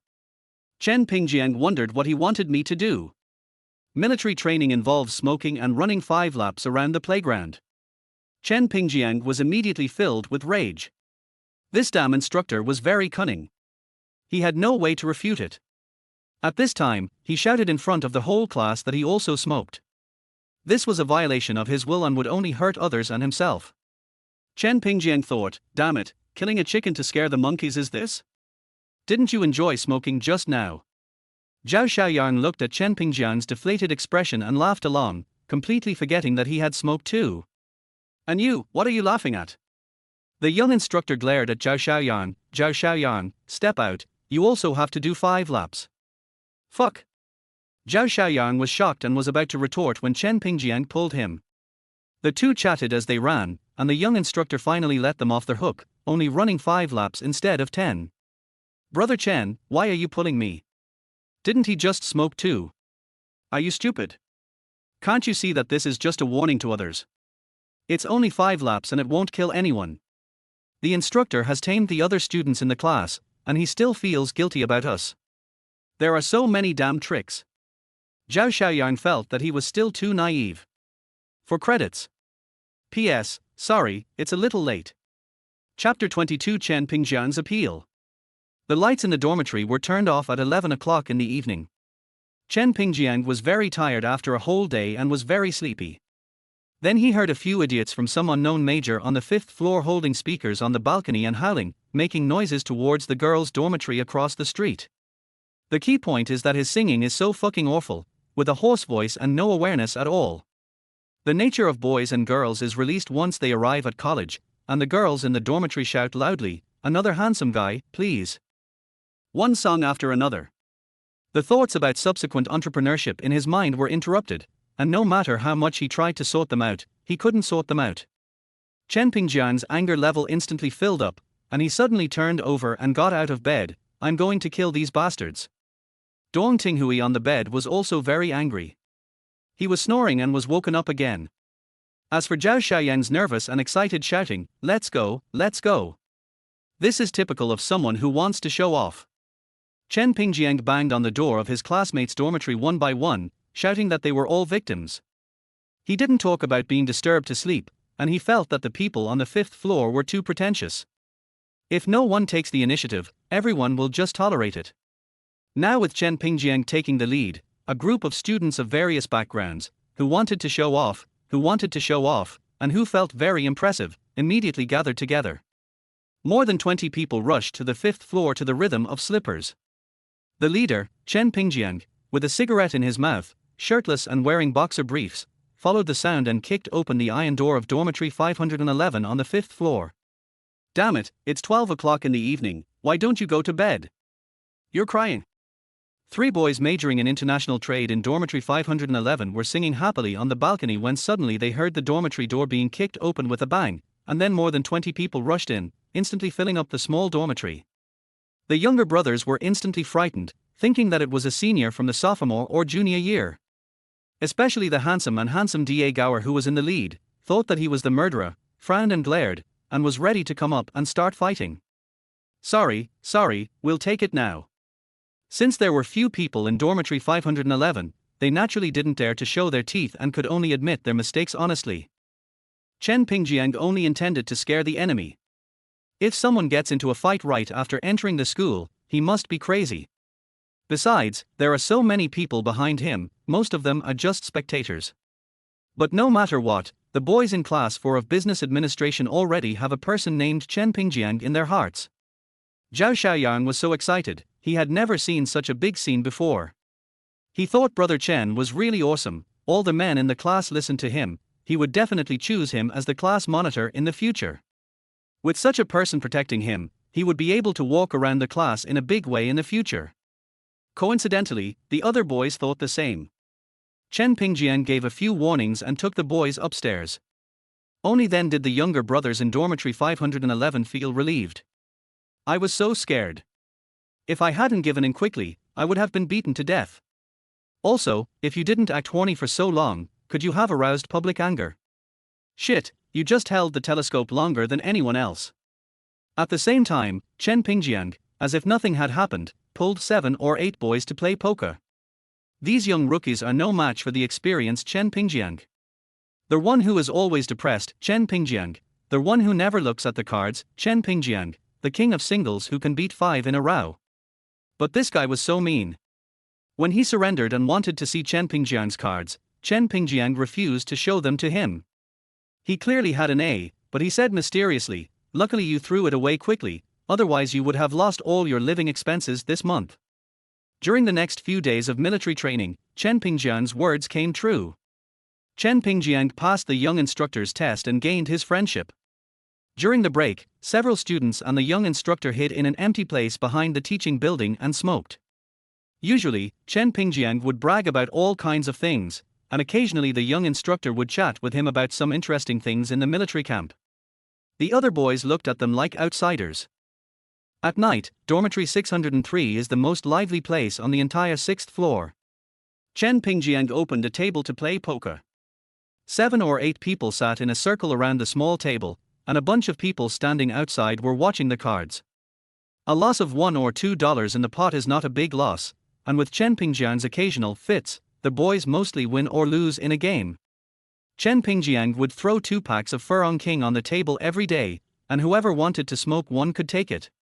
Over time, older boys in the 4th class of business administration had a good impression of Chen Pingjiang. Chen Pingjiang himself has a bit of a social bull character and has also been hammering at interpersonal relationships in society for more than 10 years, so his younger brothers are really no match for him. Emotional intelligence is often not innate, but is improved through experience. In simple terms, it means speaking the truth to different people and different things to different people. A more advanced way of saying it is to have a keen mind, to be able to read people's expressions, to know what to say to make people happy, and to provide emotional value to everyone just the right amount. Is there a saying that not being able to speak is harder than eating shit? In high school, most students looked down on Chen Pingjiang, a slacker who was good at eating, drinking and having fun, and envied those students who were good at studying. But in college, in a different environment, in this small society, Chen Pingjiang's personality immediately made him popular, and students began to secretly envy his interpersonal skills. To be honest, Chen Pingjiang does all these for a purpose. Only fools would engage in ineffective socializing. University is a small society. If you want to start a business successfully, you have to get all the titles such as class monitor, association president, and student union president. It will be much more convenient in the future. He is an experienced person in this regard. When he was in school, he was the president of the marketing association. It was a bit troublesome and he didn't care about being selected as an advanced individual for a scholarship, but it was really great to have dozens of free laborers under his command. The monitor of the university is a role that freshmen are eager to play, sophomores are reluctant to play, and juniors can play it if they want. He is really a pure tool. He is the first to get scholarships, join the party, and other honors. However, he has a lot of work to do. He is basically half a counselor. The real counselor only needs to talk, while the monitor has to run around. Of course, the pros and cons of the position of squad leader are a matter of opinion. Good students who love to play or only want to study don't want to be a class monitor because they are afraid of trouble. However, if Chen Pingjiang wants to join the student union or deal with some youth league committees or department heads, class monitor is the stepping stone. Chen Pingjiang remembered that in his previous life when he was in school, he had a good relationship with the department head because of his status as the president of the marketing association. As a result, in the entrepreneurship competition organized by the school in his junior year, he won the gold medal with just a business plan. Leopard, everyone stand up and give us your wedding money, $10 per family. Chen Pingjiang held a stack of money in his left hand with a flamboyant expression. Damn it, my arching was fucked, and the most important thing is that he did it many times. Qi Jiaping from dormitory 605 wanted to cry but had no tears. Zhao Xiaoyan, who had been looking at the cards for a long time and trying not to laugh, said, "You didn't lose unfairly. Brother Chen was too cunning. He guessed that Shuigang's cards were small but deliberately compared cards with you, making you think that his cards were not big either.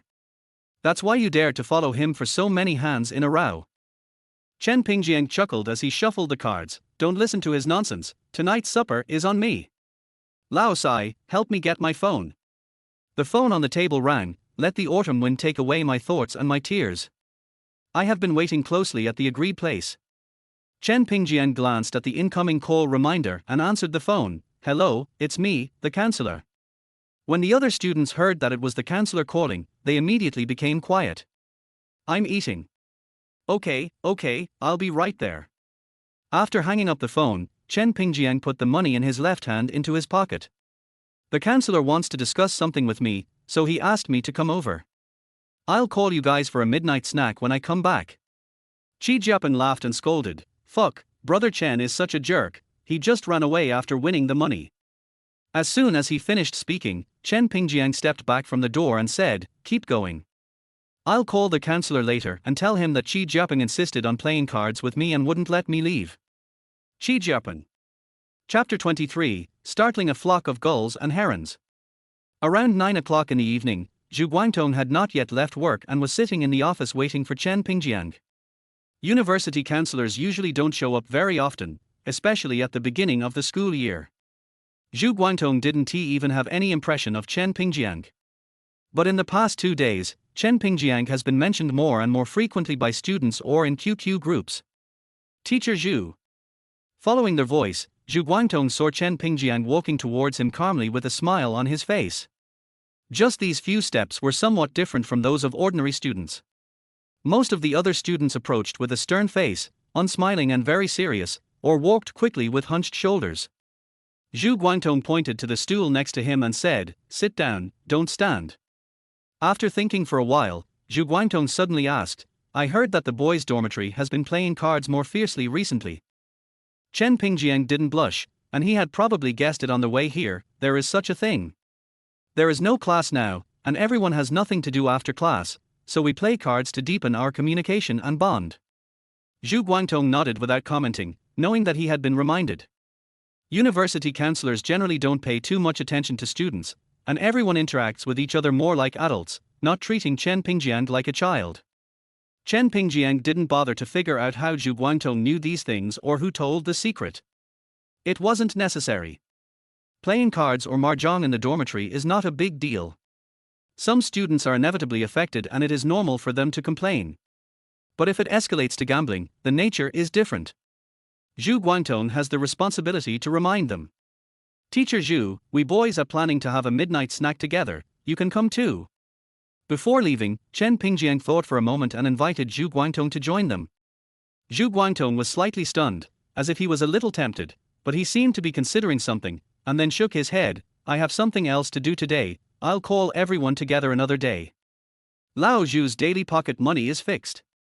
He needs to apply in advance for gifts and exchanges at weddings and funerals, so he can't keep much money in his pocket.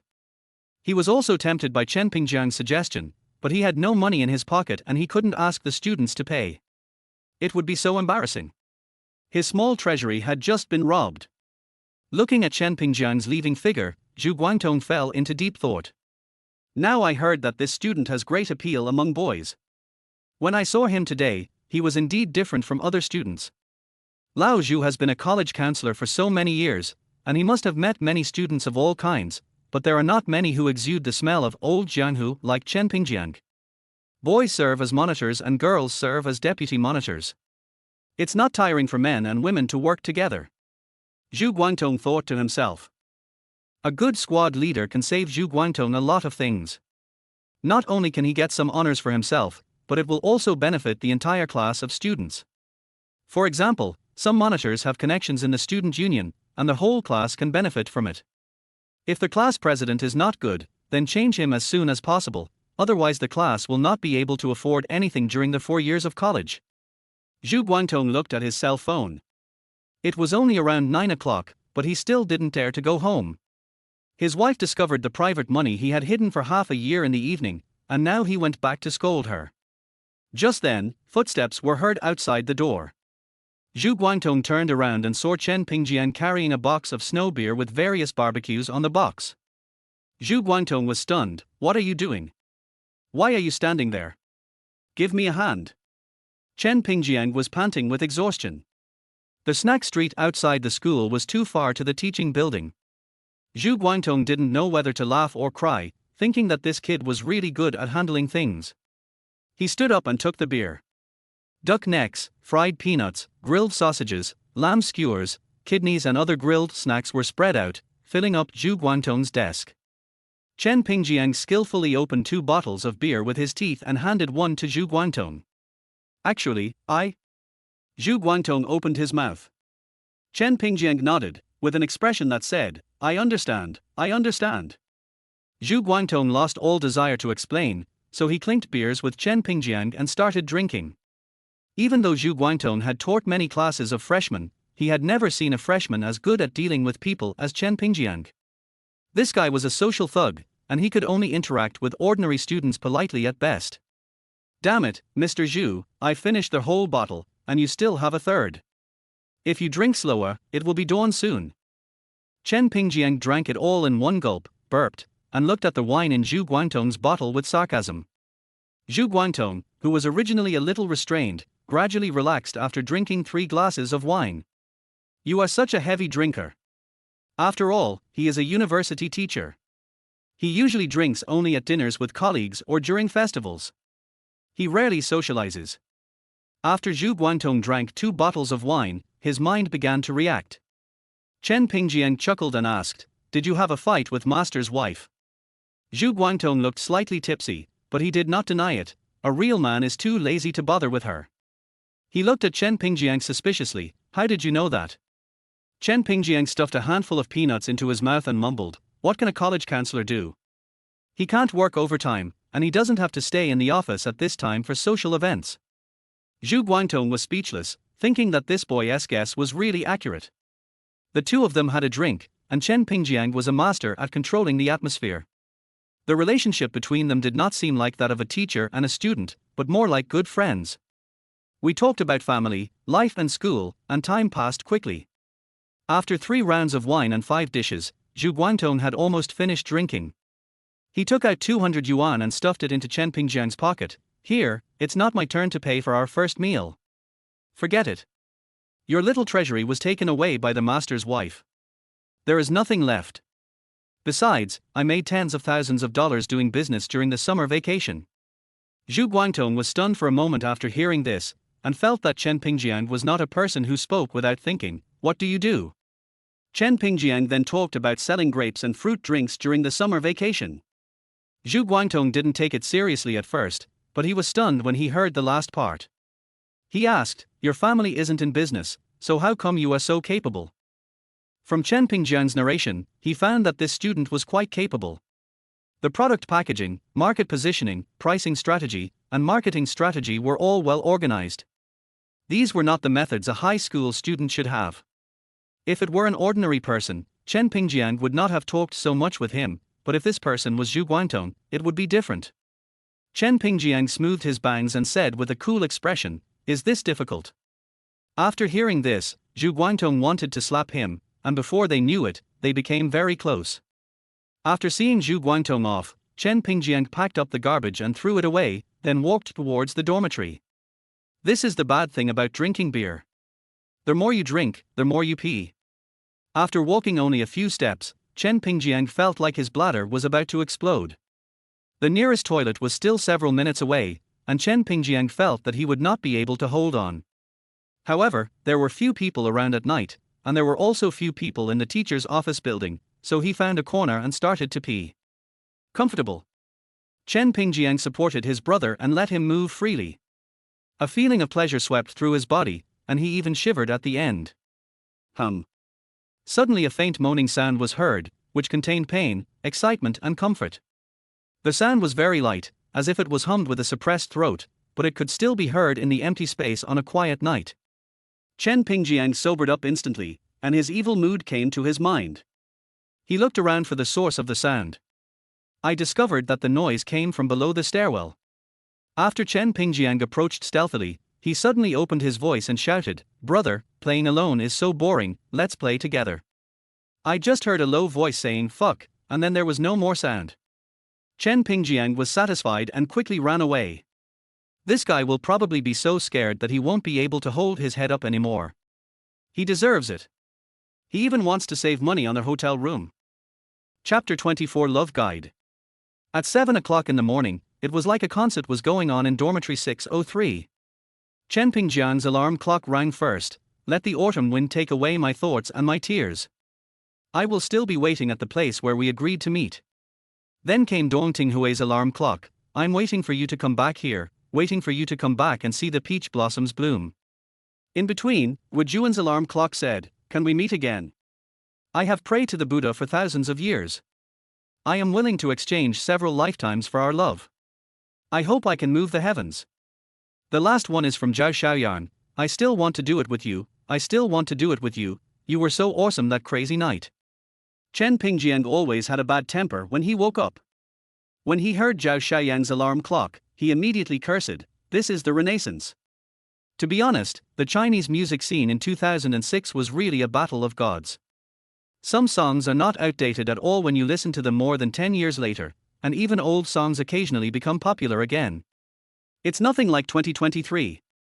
There are only a handful of new songs in the app, and most of them are covers of old songs.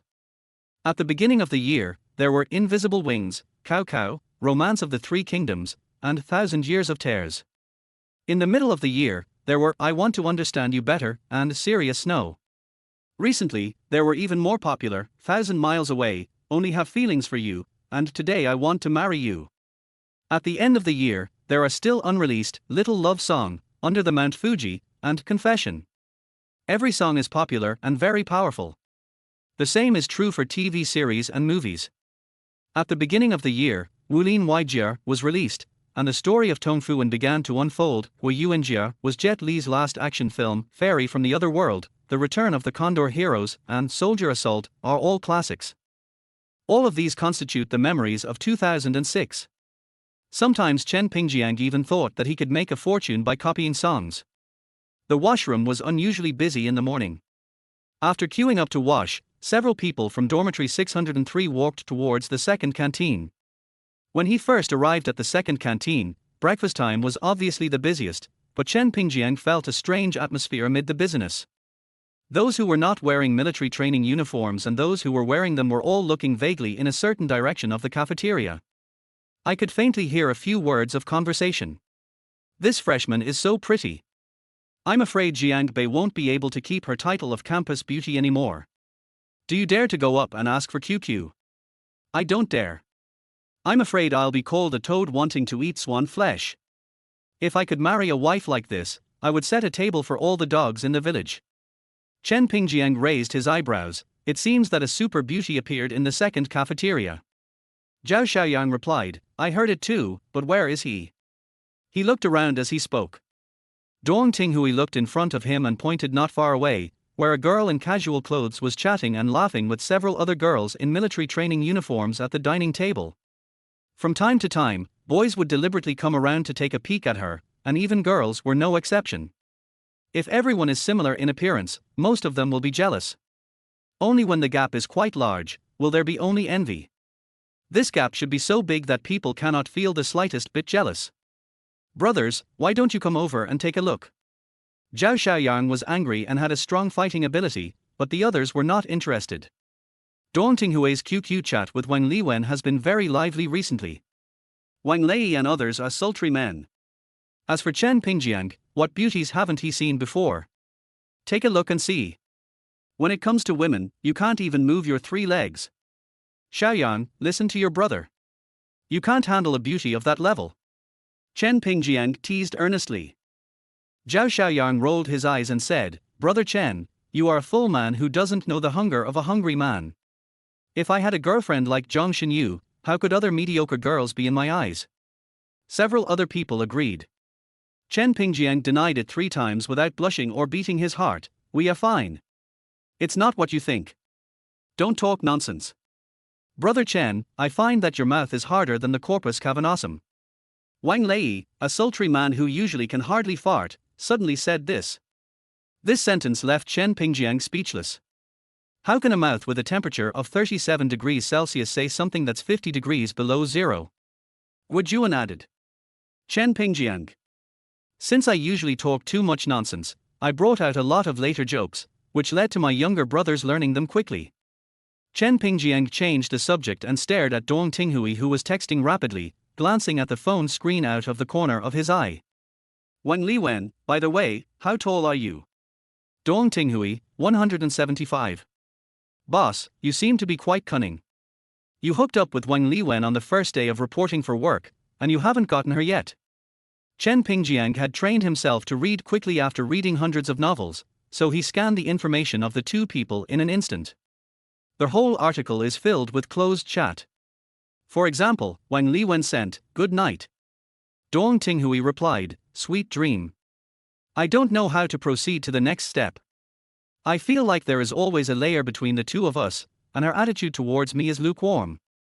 I'm also afraid that if I pursue her too aggressively, she will be scared away. Dong Tinghui sighed. Chen Pingjiang smiled. Boys with no experience in love lack the skills to make the final decision. It feels like they can only linger at the door but can never enter the hole. I have a book called Love Manual, which is a secret that cannot be passed on. When I succeed, I can kill men, women, old and young. Dong Tinghui almost knelt on the ground. Dad, let's start the class. No more hot water for a semester. Chen Pingjiang crossed his legs and said with a smile, then turned around to look at Zhao Xiaoyang and the other 4 who looked like they wanted to study and said, don't take my class if you have nothing to do with me. Dad is hungry. I'll go get you breakfast.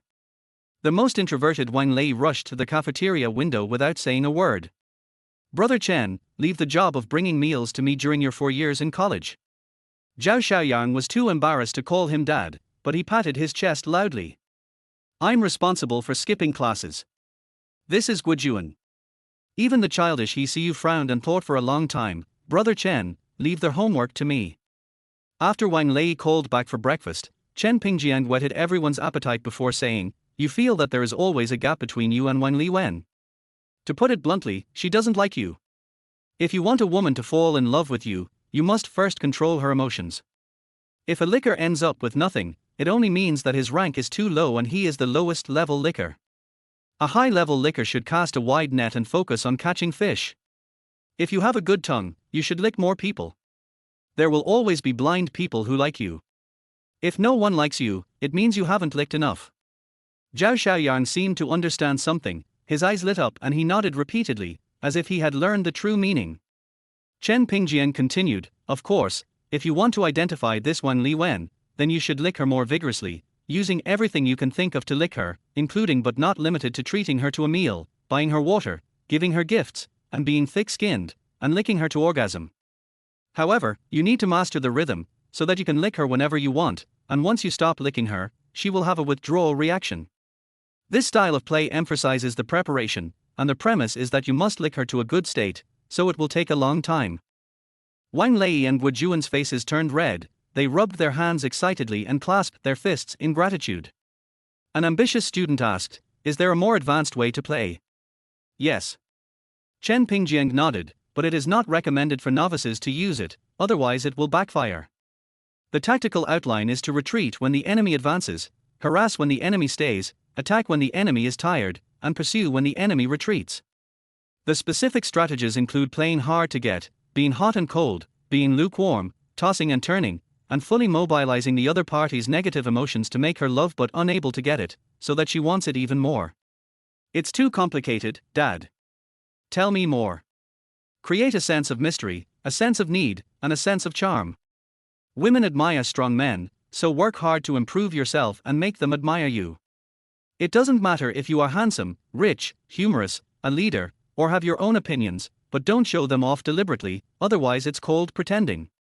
Chen Pingjiang spent a lot of time talking, and seeing that everyone looked thoughtful, he nodded and waved his hand, get out of class dismissed. Not only the people in dormitory 603, but also the people at the next tables were stunned. Some even took out their notebooks to take notes. No one was so serious in class. Then may I ask, classmate, which one are you? Someone asked. Chen Pingjiang sneered, I'm usually the one being chased. He looked pretentious and asked for a beating. Chapter 25 There are always people who want to harm me. Chen Pingjiang calmly accepted the admiring and shocked looks from the people around him, but he found that the expressions of these people were becoming more and more exaggerated, their eyes were about to pop out, and their envy and praise were beyond words. When Chen Pingjiang keenly noticed that these people's eyes were not focused on him, he turned his head and saw a smiling little face appear in front of him. It seemed like a smile, but not a smile. There was joy, anger, and pride in the eyes, which were particularly complicated. Damn, you scared me. How come you walked without making any sound? Chen Pingjiang came to his senses now. It turned out that the beautiful woman who caused the commotion just now was Zhang Xinyu. You are too serious in teaching. After a few days of military training, Zhang Xinyu was not tanned by the hot sun, and her skin was still as white as snow and beautiful. After breakfast, she was about to leave the cafeteria when she heard Chen Pingjiang talking loudly and listened blankly for a long time. There were looks of surprise, envy and jealousy coming from all around. If they were all knives, Chen Pingjiang would have probably been tortured to death. Chen Pingjiang nodded, took a sip of soy milk, and pointed at Zhang Xinyue's clothes suspiciously. What, are you skipping training? Zhang Xinyue's cheeks turned red. My stomach hurts. As soon as she said this, she felt that this scene was quite familiar. Chen Pingjiang had asked the same question before. Today she was wearing a simple white t-shirt and washed jeans. Her slender waist and peachy buttocks outlined a beautiful curve. Her icy skin and beautiful bones were all parted to one side, adding a bit of charm and temperament. Xinyu, who is he?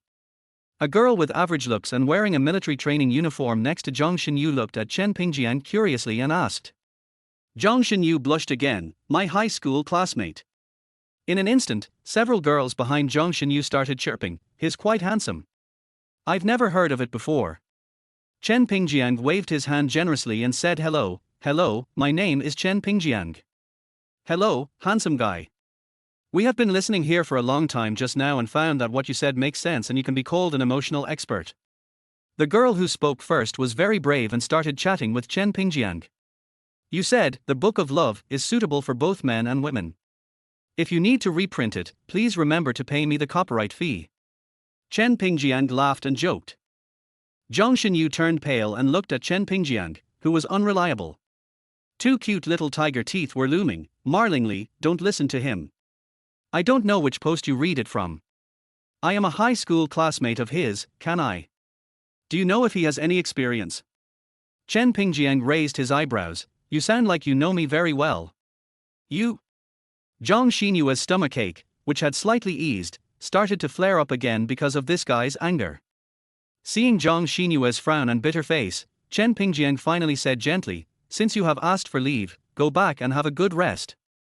If conditions permit, boil some brown sugar water and go to the supermarket to buy a hot water bag to warm your stomach. After saying this, Chen Pingjiang wanted to slap himself. I want you to be rude and pretend to be a warm man. This simple sentence immediately showed its destructive power to Zhang Xinyu. Soon, the girl's eyes were slightly red because Chen Pingjiang had taken care of her in this way before. Although there was still arrogance in her eyes, there was also a hint of joy. Wow, handsome Chen, you are so good at it. Marlingly clicked her tongue twice, looked at Chen Pingjiang suspiciously, then glanced at Zhang Xinyu, and suddenly she smelled a sour and stinky smell coming from somewhere. Chen Pingjiang glanced at his phone, then looked up at Zhang Xinyu and said, it's getting late. Let's go to military training first. Bye, sister. Zhang Xinyu's eyes, which were originally a little happy, suddenly widened, you annoying guy. When Chen Pingjiang left the second canteen, Zhang Xinyu felt mixed emotions. She felt sad when she remembered that Chen Pingjiang used to run to the teacher's office to fill her stomach with hot water, but now he would never do that again. She felt inexplicably happy when she thought that he cared about her today. She was furious when she heard the annoying guy calling her his most hated sister. This bastard makes me happy and angry every time he appears. It is hard to imagine that one face can have so many expressions, but each expression is so beautiful. It makes people feel distressed when he is wronged, makes people happy when he is happy, and makes people want to shoot the bastard who made him angry when he is angry. The boys and girls around were all looking at that face with greed. Marlingly came over and whispered in Zhang Xinyu's ear, he's the one who was willing to let you go against your family's wishes and even break up with them in order to come to Dongcai, right? Zhang Xinyu didn't say anything, just nodded. Marlingly was one of the few girls in the class that Zhang Xinyu could get along with. Although she could get along with her roommates in dormitory 403, they were not in the same major or class after all, and she was intentionally or unintentionally excluded by Tsong Nini. Zhang Xinyu happened to be ranked first in her class, so she just happened to fill the last bed in dormitory 403 of Business Administration Class 4. So only Marlingly knew what was on Zhang Xinyu's mind. This Chen Pingjiang has accumulated 8 lifetimes of blessings but he still doesn't know how to cherish them. Why is he so arrogant? Marlingly gently patted Zhang Xinyu on the back and said, are you having a conflict? Zhang Xinyu only told Marlingly who she came for, but did not tell them about their current relationship. After a long silence, Zhang Xinyu said in a depressed tone, I lost him. Marlingly is a pure beauty lover, and the reason why she can play with Zhang Xinyu is because of this attribute value. She looked at Zhang Xinyu's pitiful appearance and comforted her quickly, then go and get him back, make him love you to death, and then you can make him angry every day. Marlingly clenched her hands into fists and raised them fiercely, which made Zhang Xinyu burst out laughing. Marlingly was stunned by the bright smile, and she wanted to hug Zhang Xinyu's little face and take a bite of it. She patted her chest and said confidently, I just listened to the love manual and I have already grasped 70% of its essence. Little Chen Pingjiang, as long as you beckon me with your little hand, I will kneel down and lick you right away. Zhang Xinyu blinked her big eyes under her thick eyelashes twice and asked stupidly, why did you believe his bragging? No, I think it makes sense. Besides, what he said at the end, playing hard to get, being hot and cold, being lukewarm, tossing and turning, fully mobilizing the other person's negative emotions, making her love but unable to get it, then she wants it even more, isn't that what he is using on you? Zhang Xinyu was stunned. It seemed to make sense, huh? Marlingly, but this bastard is quite skilled. I have to write a detailed action guide when I return to the dormitory tonight. Chen Pingjiang didn't hear this. If he had heard it, he would have definitely cursed. There are always villains who want to harm me.